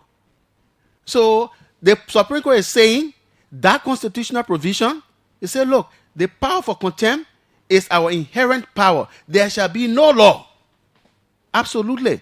No law that will change that fact. Let's go to Vanny. So the Supreme Court is saying in that opinion. Councilor Swart, thank you. Let's go to Vanny Rogers. Vanny, you heard the council. We are not questioning the court inherent power to hold people in contempt. No, I want you to also, do you agree with him on Article 74? Let's talk about it first. Article 74, that's a departure. Even the law cited, and that opinion was a 1974 opinion. The Constitution that the very Supreme Court rely on is a 1986 Constitution. It means to safeguard what the court did previously. The framework of the 1986 Constitution provided a provision that the legislatures have prescribed punishment so that the court cannot use contempt or even abuse contempt. Meaning that Supreme Court opinion was held long ago. And the Constitution in 1986. So they provide the legislature to provide. So in other words, are you arguing that the provision in the Constitution takes precedence? It takes precedence over a Supreme Court opinion. That opinion was a 1974 opinion. Then the 1986 Constitution is trying to kill that defect. That if we leave contempt widely open, people will abuse judges and justices will abuse contempt. As such, the legislatures have prescribed punishment thereof. The legislature, through the Liberian people through the legislature, is given the power to prescribe, and they did.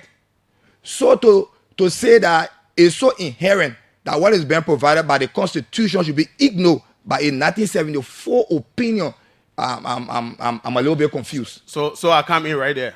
So I bring you a 1996 opinion on the same matter. Let's go.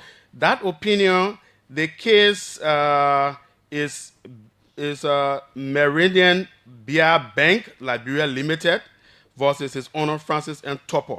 It's 38 LLR 174. It was an opinion in 1996, and it's found in syllable 8 and 9. This is what the court said. The power to punish for contempt of court is intrinsic to the court as an incident necessary to its existence, honor, and orderly form of government. A court of competent jurisdiction can punish a party duly summoned for a public wrong or for any offense against the dignity and authority, although such public wrong or offense may not, strictly speaking, be committed in the presence of the offended court or judge. So with this opinion, what else you want to say? So in other words, what you are arguing is that contempt and what constitutes it is a prerogative of the court. That's what the court says. And this is a 1996 opinion. And this is a 1996 opinion. And the court said, look, anything that brings it to disrepute, the conduct of people. So this conduct of Prophet Key, not to just insult the mother of the Chief Justice, by extension womanhood, he went as far as insulting the Chief Justice. So does it fall within the dignity, does it fall against the dignity and authority of the court? Although such public wrong or offense may naturally be committed in the court. So yes. So what he did, my colleague here is not arguing that what Prophet Key did was wrong. What he's arguing here is that the court should not have called him for contempt. The court has given sufficient reasons in many opinions why they can call him for contempt. To the extent, I don't know, to the extent the court says it is this court that defines what contempt is. And I brought you an opinion, all right, in 2000, where in 2010, at the time Chief Justice Bessie was now on the bench, when a gentleman insulted Justice Wolokoli, and he was invited to come in court and say why he should not be held in contempt. He came and could not justify. He was held in contempt and jailed. Now, we'll hold you there 1 minute. I will still actually then we'll come to it. What do you say to some other lawyers and non-lawyers who think that the Chief Justice at this point should have recused himself from any hearing of this matter? So I will ask my colleague here. You go to court. When you go to court and let's say commit a contempt against the judge, the judge that you allegedly committed that contempt against is that judge who presides over the contempt proceeding. And what the court does, the court will appoint amici curiae to say, look, you are my friend. All right? Make my case to see whether contempt will lie or not. Then the defendant, all right, will now be asked to bring his lawyer. If he's a lawyer, he defends himself. So there is no law that says if the court calls you for contempt, that court, meaning the judge, should recuse himself. Is that legal, legal. I truly agree with him. Okay. You know, if there's an e proceeding by the Supreme Court, if you're saying because the court called you for a particular thing and want to put you in order, that everybody should recuse themselves and there will be no Supreme Court. Even at the lower court, if the judge, if you're held in contempt, you got to get reason before the very judge on why you. So I support his argument. I don't support that he should recuse Okay, himself. Vanny. Now let me come to you. How do we differentiate insult and criticism in the event or in these kinds of precedent matters? For example, when does the court call people for contempt? If I'm criticizing, like I would do maybe on the radio, I criticize somebody, I criticize the president, I criticize the Chief Justice and the associate justices of the Supreme Court, well, maybe not necessarily really insults. The next day, can they also in their power say, but that is a contempt, and if it is squarely within them, even though I'm not insulting, but they can decide to say what is contempt or not? In the definition of my colleagues and many colleagues, they would say is contemptuous, right? But I disagree. Because if you're saying that once somebody mention or criticize a justice or the Supreme Court or the judiciary, it means that they have brought the judiciary to public disrepute. There will be no criticism of the judiciary. But do you refer to Yezan's attitude as criticism? Is that criticism? So I said there are two things Yezan did. One, it was criticism. Another was offensive speech directed at women or the Chief Justice mother, right? So, including so, the Chief Justice. I'm bounded by the judgment. The judgment mentioned the Chief Justice mother. It didn't mention the Chief Justice. It mentioned women of Liberia. So I let us stick to the facts as presented by the, based on the judgment. So I'm saying that he raised an allegation about corruption. The allegation of corruption, I want to read the opinion to see how they address the issue of the allegation because tomorrow, if you raise issue on magistrates and judges about corruption, about anything, the next day they use the contempt power, they put you on the bench, carry you South Beach. They will get you for 70 days or 80 days because you think it's a floodgate? It's a floodgate, right? The next thing about it is that it's the issue of women right. If anybody feels that what PK did impugn their reputation is an attack on their person, their remedy outside of the Supreme Court. And the Supreme Court cannot be the first bus stop or the first court of instance for abuse on women. Okay, let me ask the both of you this question, Lawrence. Councillor, 1 minute. I will ask the both of you there and do something. You are lawyers. You are always at the Supreme Court. I want to set the basis of something. What do you know about the case that was between Yezian and Ambassador Judy Endy? Councillor Sua, what do you know about that case? How did it end? Well, I don't know much about it, but this is what I can say, in law. I know there was a case brought by Judy Endy to the magisterial court against Yezen. I know there's another one that went to the civil law court. But the question is whether or not Judy Endy, the complainant, pursue her case to the logical conclusion. My answer to that question is no. And once you don't do it, the court cannot do for a party what the party cannot do for itself. Rogers, how do you know? I mean, what do you know about that case? Is it that Julie Endy did not pursue the case further, or it was nolle prosequi, or what? Yeah. You said it all. When Julie filed an action against PK Prophet Key, as a criminal suit, the state realizing that with the KAK Act, speech has been decriminalized. As such, the remedy for Julie and Ambassador Endy is to go to the civil law court. There's still remedy available when people damage your reputation, but to make that speech criminal, they still have decriminalized. As such, they nolle prosequi the case, and so to now in 2026, the similar offensive speech, right? To now use contempt, a criminal contempt, for speeches that were decriminalized or speech that were decriminalized, instead of using the civil process or through the civil law court, we find it troubling.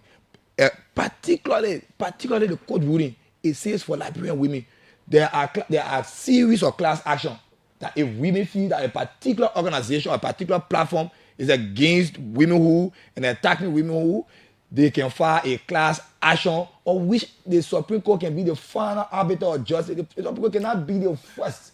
So Clarence, we got to get some things straight here. Counsel, go ahead. We got to get some things straight here, right? So the Judy Endy case, as you talk about, and say they go to court, they sue criminally, and then they come down and the state say nolle prosequi. Nolle prosequi means I do not have sufficient evidence yet. If I have it anytime, I will come back. Now get to this, and that's why they're missing the Abdul Amara. How do you call it? Abdullahi Kamara. Go to that act. The act says, and what the act tends to bring forth is, you cannot, government officials, president or other people, you cannot sue people for accusing you. The act say you can accuse. You can accuse, but it did not say you can insult. Accusation and insult are two different things. That act does not protect insults. Go ahead and bring it. Let me hold you there. Go ahead and bring it. Let me hold you there. My friends, this is the OK Morning Rush. Today we are hosting Liberian lawyers, Councillor Lawrence Sua and attorney at law Alvan and Rogers. I'm now opening the telephone lines here. I want to give particular numbers. I won't have inputs from some lawyers. So if you are a lawyer, call 0777 464050. You can text out with either of them. What's your opinion? Let's hear you too. 0777 464050. Only lawyers I want to get more perspectives. I want to get more opinions. 0777 464050.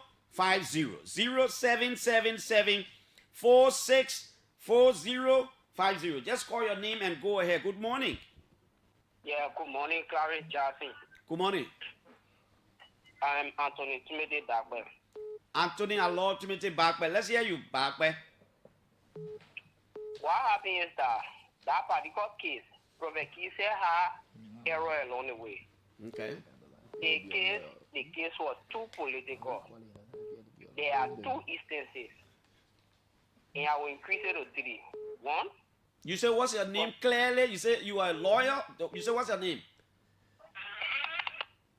Yeah, the person ain't signing a lawyer. That why I knew something was not right, you know. Hello? Good morning, Clarence. You see, one thing about the lawyers, on more occasions they will know each other. Yeah, call your name. This is Councillor Mohammed Ifambula.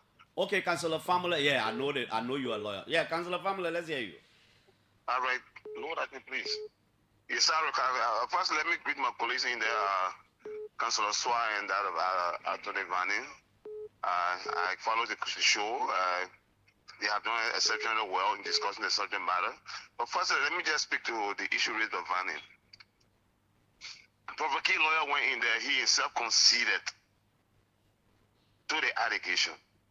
That means what he said were false. He had no evidence. So how do you expect the Supreme Court to say address the issue of corruption raised by him? The man considered in court, open court. He asked for mercy.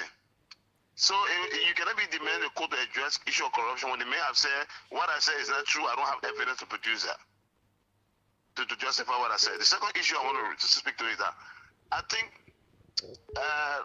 the issue of contempt was properly exercised. The court exercised authority and is in the best interest of the state, the society. That's a public-driven ruling. What's a law? What's a controlling law? 1 minute. I'll give you the controlling law. Mm-hmm. Had Vani spoken to the issue of chapter 12 as to whether the jail sentence is beyond what is prescribed by law, because you impose a fine or 30 days. Now, in this case, the Supreme Court is wisdom decided to send him to jail for 6 months. Is that in keeping with what the law prescribed? What do you think? All right, but the law is on the book. It says 30 days. So you are also saying, even though you agree the Supreme Court appropriately used the law and its authority as far as contempt is concerned, but you got problem with sending him to jail for 6 months. It's beyond. It's outside of the law. Thank you. Just grab the line. Let me take Councillor Lafayette Gould. He says it's beyond. It's outside of the law. Antonin Family. Let me take Tony Allah Jeremiah Dubo. I don't know whether he's councillor now. I like to be careful. Jeremiah, let's hear you. Jeremiah, are you there? Yeah, it would have been better had you called directly so that people would not keep embarrassing the line with other direct calls. Can you call directly, sir? Okay. Yeah, please call directly. Councillor Lafayette Gould, call. Any of you can call. Let me take Councillor Gould. Yeah, call directly. Don't do WhatsApp, please. Yeah, Councillor Gould, let's hear you. Morning, Clarence. Good morning. Good morning to my colleagues in studio. Mm-hmm. So, Clarence, I want to correct certain things. Even though the Supreme Court may have said in some of its opinions that it has that inherent power to punish, I would disagree for the fact that it is the legislature that has that power to set forth the punishment for contempt. In fact, it is the legislature that was given the power, and they did it in article in section 12.5 and 12.6 of the judiciary law, when they define what was contempt, criminal contempt especially, and what are the punishment for criminal contempt. But Councillor Lawrence argues that there was a 1996 opinion of the Supreme Court. But that's what I'm saying to you. That's what I'm saying to you. When you have a statute that sets forth the punishment, and you have the Constitution that gives the legislature the authority, the power to set the punishment, the Supreme Court cannot come and say, "Oh, it has the power, inherent power to set the punishment." In that case, what takes precedent? In that case, what takes precedence is the Constitution provision. And because this thing has not been challenged, that is the reason why it's been overflowing. Do you also agree with Councillor Famula that he should not have been sent for 6 months because the law is clear? It talks about 30 days. That's what I'm saying to you. But there's also another part of the law that says, sentence in the discretion. So our point is, my argument is, and I would tend to agree with Councillor Famula that the 6 months is beyond, because even if the law says other sentence by your discretion, the framework of the law already set the limit of 30 days. They set the limit of 30 days. So any punishment therein is my opinion. The court will interpret the law. Otherwise, it has authority. But for me, appearing before the court, making a case, I would make a case that the 30 days is the maximum that you can go. You cannot go beyond. Because just take, for example, even the legislature, the framework of the Constitution says that legislature cannot sentence anybody for contempt beyond the sitting of the legislature.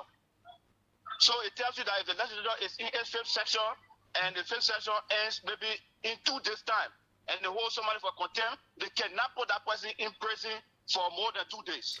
Okay, Councillor Lafayette, thank you so much.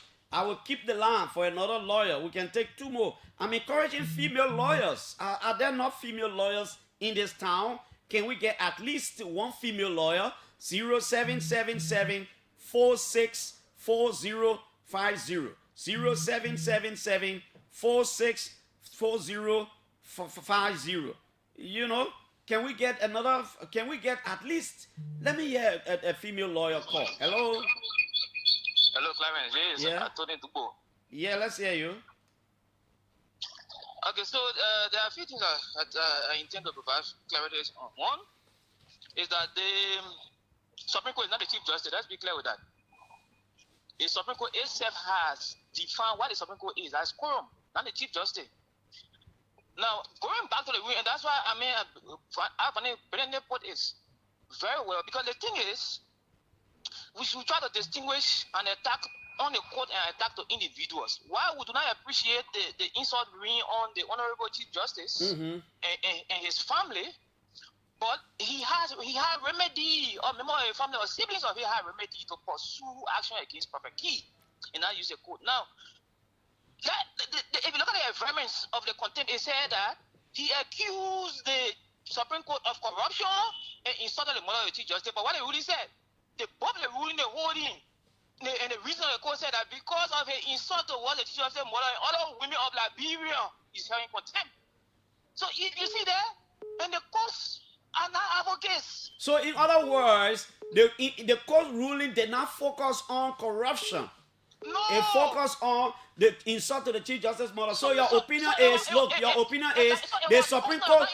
So your opinion is the Supreme Court should not have done for the Chief Justice what he should have done for himself. Because the decision right there, it was more repetitional, not institutional. Because what constitutes an attack or the contempt of the court is where a speech affects, interfere, or interrupts the administration of justice. And that administration of justice is institutional. The question now is whether or not Prophet Key's speech how offensive it interfere with the administration of justice. We said no. How did it? Okay. More to that, Clarence, if you look at the speech, I think not the speech, but the opinion, I think it's problematic, the judgment. They indicated in the conclusion that as a precondition of Prophet Key release, he must issue a behavior bond, file a behavior bond with the clerk, indicating that you will never insult Liberian women again. Can you imagine that? The courts do not regulate feature conduct. That's primary screen. That's a violation of the very constitution. The man has a right against speech at any time. He can come by and cause he can remedy the budget. But Jeremiah, I thought the young man was represented by lawyers. How come they didn't know all this? How come the lawyers representing him did not take all of these violations, in your words, in your opinion, into consideration, my friend? Well, that's another thing altogether, eh? Yeah, but okay. Moreover, Clarence, on the other hand, Clarence, I'd like to make this clear, eh? Contempt is not a vehicle for personal attack. On a relative of any judge, because that's the precedent. Because if somebody insults the brother of a marriage, that marriage can decide, well, I'll put you in jail for contempt. Because that's a precedent and that's dangerous. We gotta be clear. Is that what you think? It is. Of course, that's what the opinion says. So right now, if a magistrate, mother or himself or his sister or brother has been insulted, they can rely on the Supreme Court's opinion. Yeah. Exactly, that's what he's saying. That's what he's saying, and that's a wrong ruling. Every librarian we may have offended, but any reason they can file class actions in super back. The courts are not advocates. Librarian we meet we're not before the court. Okay, thank you, Jeremiah. Attorney at law Jeremiah, I insist that I want a female lawyer, man. Let's make this thing good. Let me make everything look good. Let me get a female lawyer. I will be glad if I have a female lawyer calling here to have a say. I will really be glad. Let me see what this is a female lawyer. At least just one. Hello? Good morning, Clarence. Please, I'm not a lawyer, but please, I will open the line later on. At this point, I'm only talking to lawyers, ma'am. Thank you. I will open the line later on. Let's take one more, and I will insist that at least we'll have a female lawyer. 0777 464050. 0777 464050. Can we get a female lawyer? If we don't have a female lawyer, we can get a male lawyer. Any lawyer you can call, and then we go right back to our guests. Hello? Good morning. 0777 700-995. 0777 rather 464050. 0777 464050. 0777 464050. 0777 464050. No other lawyer calling. So let's come to you. So are you heard Councilor Gu, you just heard Councilor Dugbo. He said it's a very dangerous prison. And he made specific reference. He says to even be determining what somebody will say in the future. It's not supposed to be so. So let's give you. Let me see what this is a female lawyer. Hello? Hello, Mr. Jackson. This is not a lawyer. But please, we'll come to you, please. We are still with the lawyers yet. Yeah, go ahead. So look, to say the Supreme Court was wrong or err in talking about behavioral bond, so I just refer you to Article 14 of our Constitution, if you will. I read it quick, Article 14 and 15E. Let me go there and see. Yeah. Saying you are on a show. Yeah. Let me do the reading. You say Article what? 14. Okay, Article 14 of the Liberian Constitution. I'm not taking any calls again. And then you can go to 15E. Yeah, let me go here and see Article 6, blah blah blah blah. Article 10, Article 11, 12, 13, 14. Article 14. Right of freedom of thought, conscience, and religion. All persons shall be entitled to freedom of thought, conscience, and religion, and no person shall be hindered in the employment, in the enjoyment thereof, except as may be required by law to protect public safety, order, health, or morals, or the fundamental rights and freedoms of others. All persons who, in the practice of their religion, conduct themselves peaceably, not obstructing others, and conforming to the standards set out herein, shall be entitled to the protection of the law. No religious denomination or sect shall have any exclusive privilege or preference over any other, but all shall be treated alike, and no religious tests shall be required for any civil or military offense or for the exercise of any civil right. So please go to 15E. 15E, Article 15. Article 15, B, C, D. Article 15E, limitation of freedom of expression. This freedom may be limited only by judicial action in proceedings grounded in defamation or invasion of the rights of privacy and publicity, or in the commercial aspect of expression in deception, false advertising, and copyright infringement. So, with what Prophet Key did, the court has that right, to say, look, you can't do this further. Because you can't do this further, rely on Article 14 and Article 15E, they say sound behavioral bond. so that when you do it, you will go right back. The court, the state, including the court, has to, put system in place that will preserve our culture. So the court did not go beyond bound. Now, coming to the issue, but Dubos argues that in the ruling, the court only reference insult to Liberian women, the Chief Justice mother, and he said the Supreme Court should not have done for the Chief Justice or Liberian women what they should have done for themselves. And then Article 14 is telling you this right that the men have. All right, the court or the state, that right can be hindered.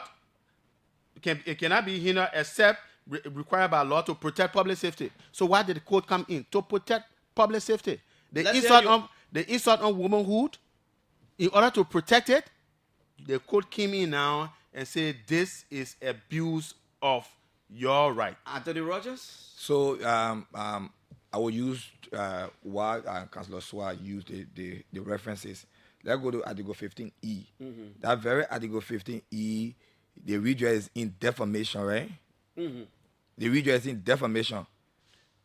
If you look at, that's what I read. Yeah, it's in defamation. Go ahead. And it's in defamation. And 15E. 15E. Saying you agree. Let me go there. 15E. Let's go to 15. Article 15E. Be looking for it. Yeah, it's in defamation. This freedom may be limited only by judicial action in prisoners granted in defamation or invasion of the rights of privacy and publicity, or in the commercial aspect of expression and deception, false advertising and copyright infringement. It's not so private invasion, false advertisement, right? They are not criminal in nature. If I invade your privacy, you now can go to court, the civil law court, and file action. We are saying and maintaining that the Supreme Court opinion is troubling. Like Anthony Dubo said, you cannot run a court at it to say it's an advocate and say, look, all Liberians will be facing a particular problem. As such, we got this police power to hold point content and put in 6 months because you're abusing all of the women. The next thing about it is that talking about signing behavior bond, I'm yet to see a Supreme Court opinion that the court has come down with a ruling and say, look, maybe you will commit a crime in the future, can't sign a bond. Anytime you commit a crime, no need of giving you due process again. Because already you come and sign a behavior bond, we're not giving you due process again. By the time you hear you say something, we'll tell you put you back in jail. That is an attack on citizen fundamental right, particularly PK fundamental right. Like you talk about the lawyer, you had lawyer. I listened to Anthony Mohammed, he made mention of the man with the right. I feel, and I still feel that PK was not adequately legally represented as required by law. And I agree with them partly that Prophet Key lawyer did not move the court to think beyond. Is that, we can say sorry, the thing happened, we say sorry. If you raise those legal issues, I will not blame him too because he worked with the judiciary, a public defender. But one final thing, Councillor, don't you think invasion of privacy is criminal? On section 19.1 of the very pinnacle of your very pinnacle? It's criminal. And again, like you read Article 14. Article 14 said, all right, the court can make law to protect public safety or thereabout. Okay. So the Supreme Court has now come and said, look, this thing is too much. Considering this conduct, you cannot do it again. Okay. Let me just say one information. Even let's agree that invasion of privacy is a criminal offense by the panel law. By the panel law. The Supreme Court cannot take the law. When there's a violation on a person, you want to elevate the mark because of your height. When there's a violation on a group of women or person that they can find, they can use a penal law to punish somebody, it is not the Supreme Court to say all of the women. The women should raise issue either at the level of the magisterial court and evoking the penal law. And then if it goes to the Supreme Court can find an interpretation. But the Supreme Court cannot use contempt power as a police power passing and say, look, by the time you're doing the one they want, are you going again Article 14 and you're going again our culture, our standard, you are hearing contempt, go for 6 months. Okay, let me hold you there, guys. Two distinguished Liberian lawyers, don't mind them, they're colleagues. Attorney at law Alvani Rogers and Councillor Lawrence Shua, they have different opinions on the matter. Let's hear generally now from the public. Call your name and go ahead. 0777 700 0555 995 For those of you out of Liberia, our WhatsApp number is 0555 026 995. Let's hear you. Good morning, right here. Good morning. Good morning. Good morning. Dr. Clarence, let me say good morning to your studio guest in studio. Activist Martin Render, and I join you again from Luja office in West Point. Dr. Jackson, let me courageously, respectfully disagree with the Supreme Court ruling vis-a-vis the Chief Justice.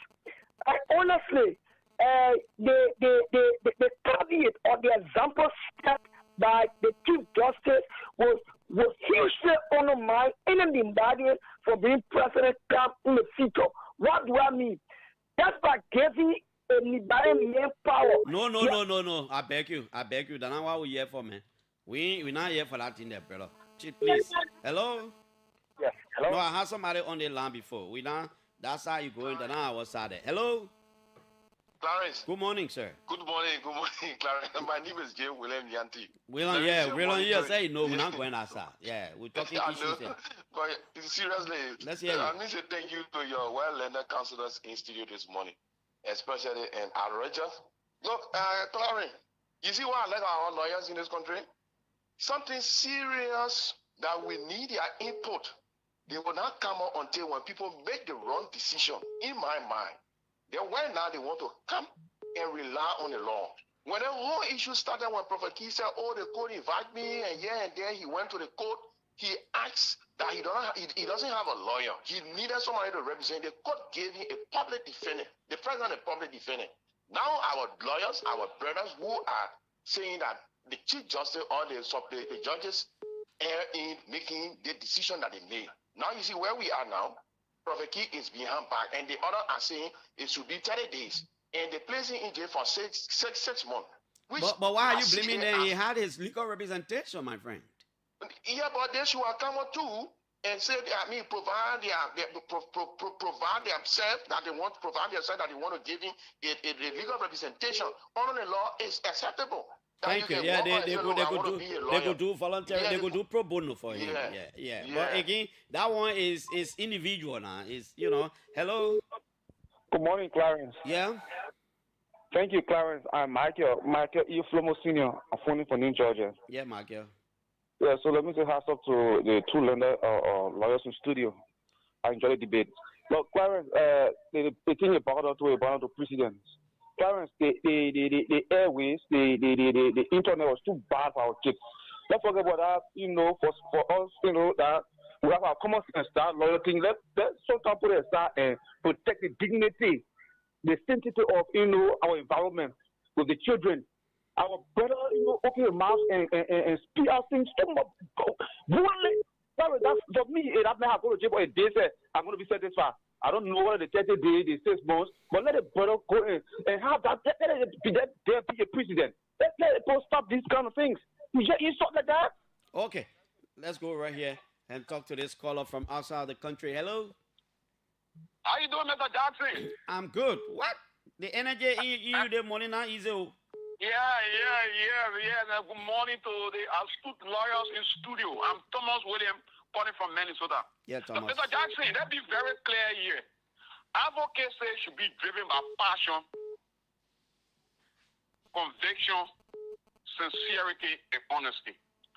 We shouldn't miss advocacy with content creation for personal financial gain. Prophet Key had the opportunity to say all what he has been saying over the past years, that he believed that my cause can change Liberia and even a change regime. That is, according to Prophet Key, it's my cause that changed the regime to bring the current people in power. So Prophet Key had the opportunity. There's a disappointment everybody have with Prophet Key that he could even allow lawyer to represent him. If I were Prophet Key, I would have stood in front of those associate justice and his chief justice to give historical analysis about corruption. And I have a question for the lawyer before I end, Mr. Jassy.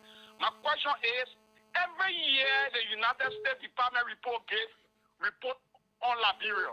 The judiciary system, the Supreme Court, including the Supreme Court, is always indicted of being corrupt. That one is one of the corrupt institutions where judges accept bribery. Can the court, the Supreme Court, because the American State Department report has wider coverage than Prophet Key. Can the ambassador of the United States of America in Liberia be called why he shouldn't be here in contempt for breaking the court to public ridicule or this Liberian law who never respected to Liberian citizens? Thank you. Thank you. Hello. Yeah, Mr. Jackson, good morning. Good morning. Yeah, you see the whole thing, Prophet Key has the whole time in court. You are fully represented by the public defenders. And why did they not put out their argument about someone going to jail for 30 days? And they all said that even those are representing inside, their mother was insulted. And you understand? So, about, that there was an error in a court or it wasn't an error, the Chief Justice spoke for the women as whole. You spoke for them. Okay.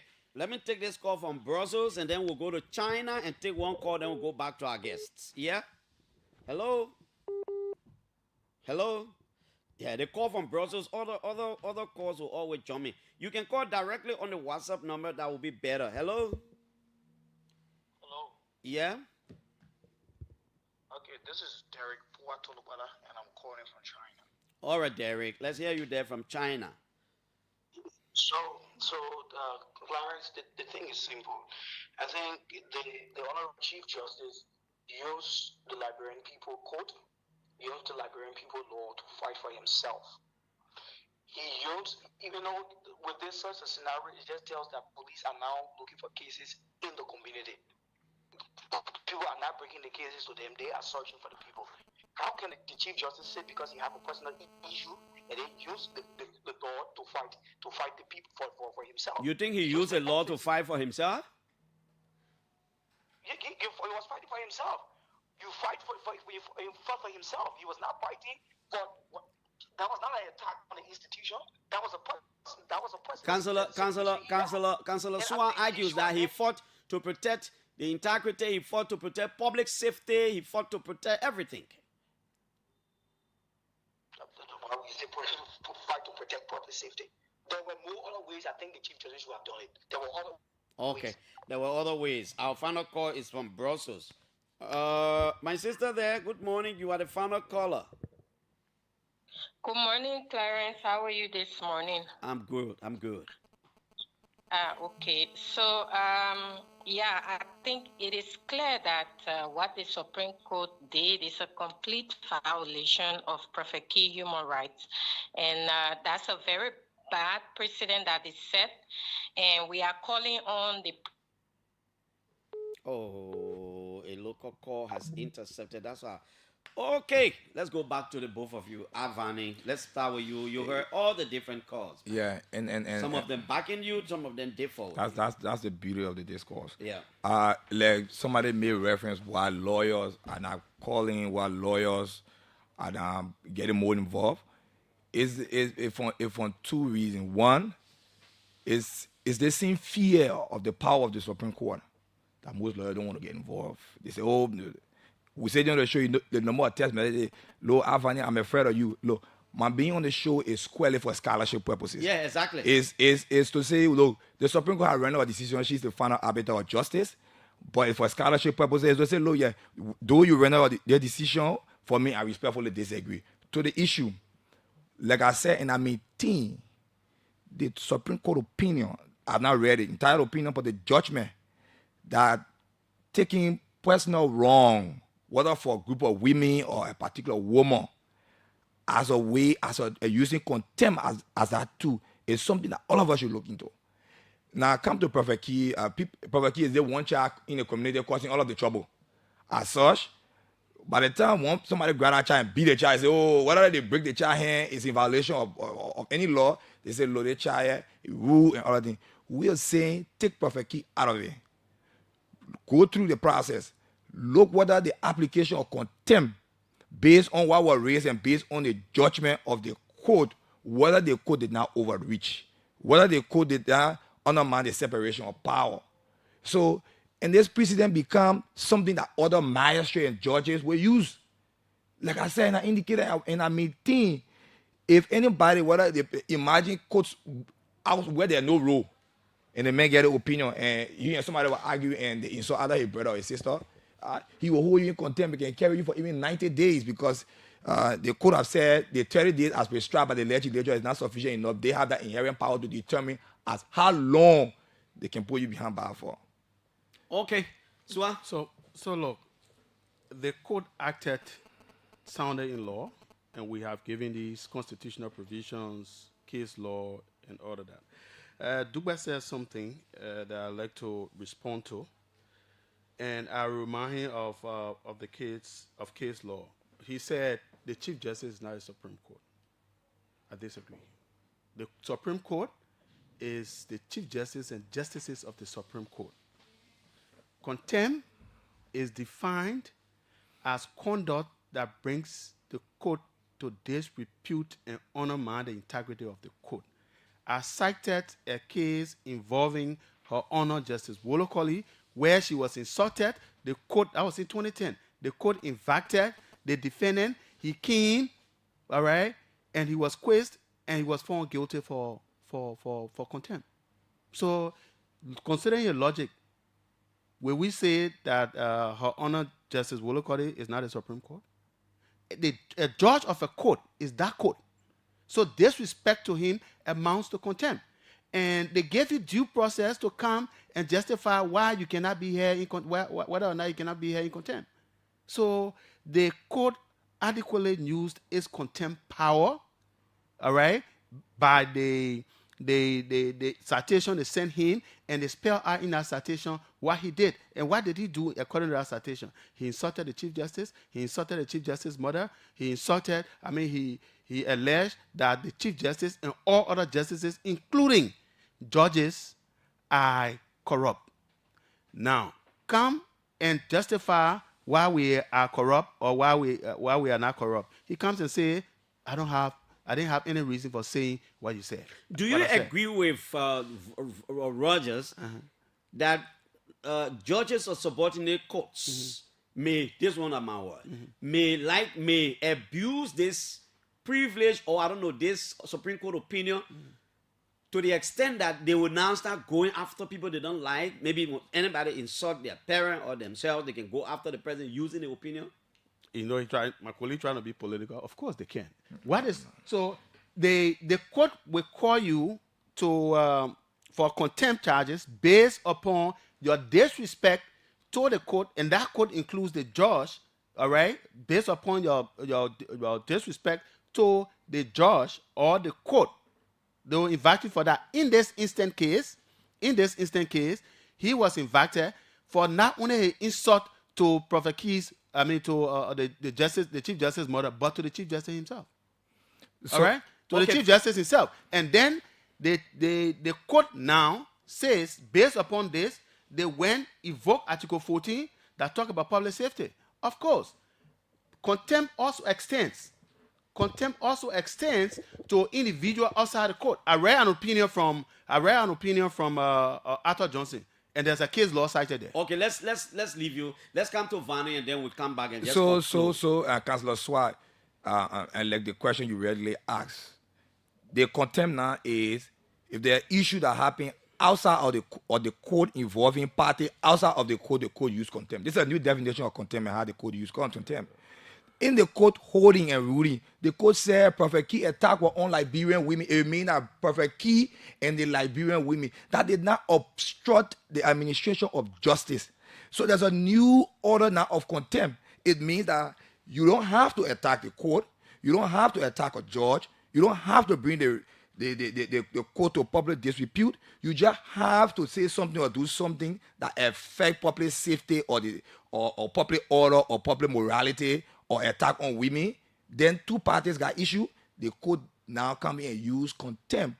Our issue is not that Prophet Key should go scot-free. Our issue is that Contempt is a tool used to safeguard the administration of justice, not to punish for private wrong that's done by parties. That's our issue.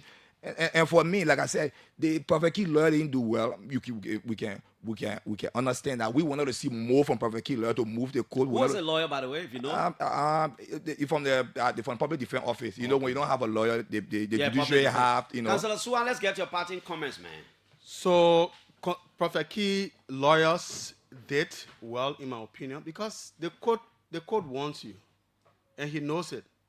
You cannot bring an unmeritorious argument to the court. You cannot. What is unmeritorious? So unmeritorious is that, look, this person has conceded, all right, that his insult is tantamount to contempt. His insult is against public safety. Then you, the lawyer, come and say no. Then you come. So what if he were there? His argument would have been, I rely on the Abdullah Kamara. KAK out of press freedom. But check that KAK Act. It talk about accusation. It does not talk about insult. So accusation and insult are two different things. So look, the Supreme Court did exceptionally well. With that opinion, it will bring some sensitivity to our environment, and people will not just get up and start insulting. It is not just Prophet Key. Anybody who takes on now to do public insult, you will be reminded of the opinion. Thank you, Vanny. Let's conclude with you. We hope, as the Supreme Court has opined, and we cannot change because they are the highest arbiter of justice. We respect the Supreme Court opinion, but we respectfully disagree with the opinion. And what the court hope to achieve, we hope they achieve it in bringing public certainty. But I found it very difficult, and I think that there was an overreach on the part of the court, and I see it as from the Liberian Media Lawyer Network. I see it as an attack on freedom of expression. Tomorrow, a journalist could write an article and say the justice lie. They say you brought the justice into public disrepute. It's an insult. As such, we'll put you in for contempt for 3 months. It's for the press union. It's for other well-meaning civil society organizations to give a look at it. It is not about Prophet Key. It's about, for me, he's not a guy that I like in terms of his conduct. But when it's an attack on freedom of expression, we should come out and say it. Because is there any other remedy in law? There's remedy based on the court holding. There's two parties. It's not a court. Based on the court ruling, they said women of Liberia, the Chief Justice's mother, and Prophet Key. What can free him from jail now? Under a presidential pardon? I don't even think so. Because see the court opinion. It's contempt. It's key. The court said, wherefore, in view of the foregoing, the contemptor is sentenced to a definite. Yeah, they said definite. Definite and certain period of 180 days or 6 months. Thank you. So it's definite. To the extent I believe, if Prophet Key gets sick and he goes for medical attention, the number of time he'll stay there will be checked so that when he comes back, he'll end up. Yeah. Somebody just sent me, they said, Clarence, the Supreme Court of Liberia sentenced Piso in 1999 to 1 calendar year, and he served that sentence. He had dragged a magistrate from his seat in Gatineausville, threw him in his boot, and taken to the Ministry of National Security detention facility. So the Supreme Court, he dragged one magistrate. So the court saying he was jailed for 1 year, 1999. That was direct obstruction of justice in the court. Okay. That was during Charles Taylor time. That Stowe case. No, so I think Justice Carr was the Chief Justice at the time. And I think he sent it to defeat the argument that the 6 months is excessive. Yeah, I think that the point you were making was that he was arguing Councillor Good's argument that it should have been 30 days and lower than that. But he said the guy went to jail. But Councillor Good argued that some of those opinion is an excessive use of contempt power by the court. So the way to get out of that, challenge it and let the court review it. But until the court reviews it. Okay. Councillor Lawrence and Tony at Law Avani Rogers, wonderful conversation. Don't mind them, they're lawyers. They're two of the brilliant lawyers we have around. My name is Piso. I'd like to say thanks to all of you, man. These are discussions for public good so that you have an appreciation of the law and the way all of us would think. Remember, respect for each other. Let's continue to disagree, but on the basis of mutual respect. It makes our democracy better and society grows stronger. Our kids learn.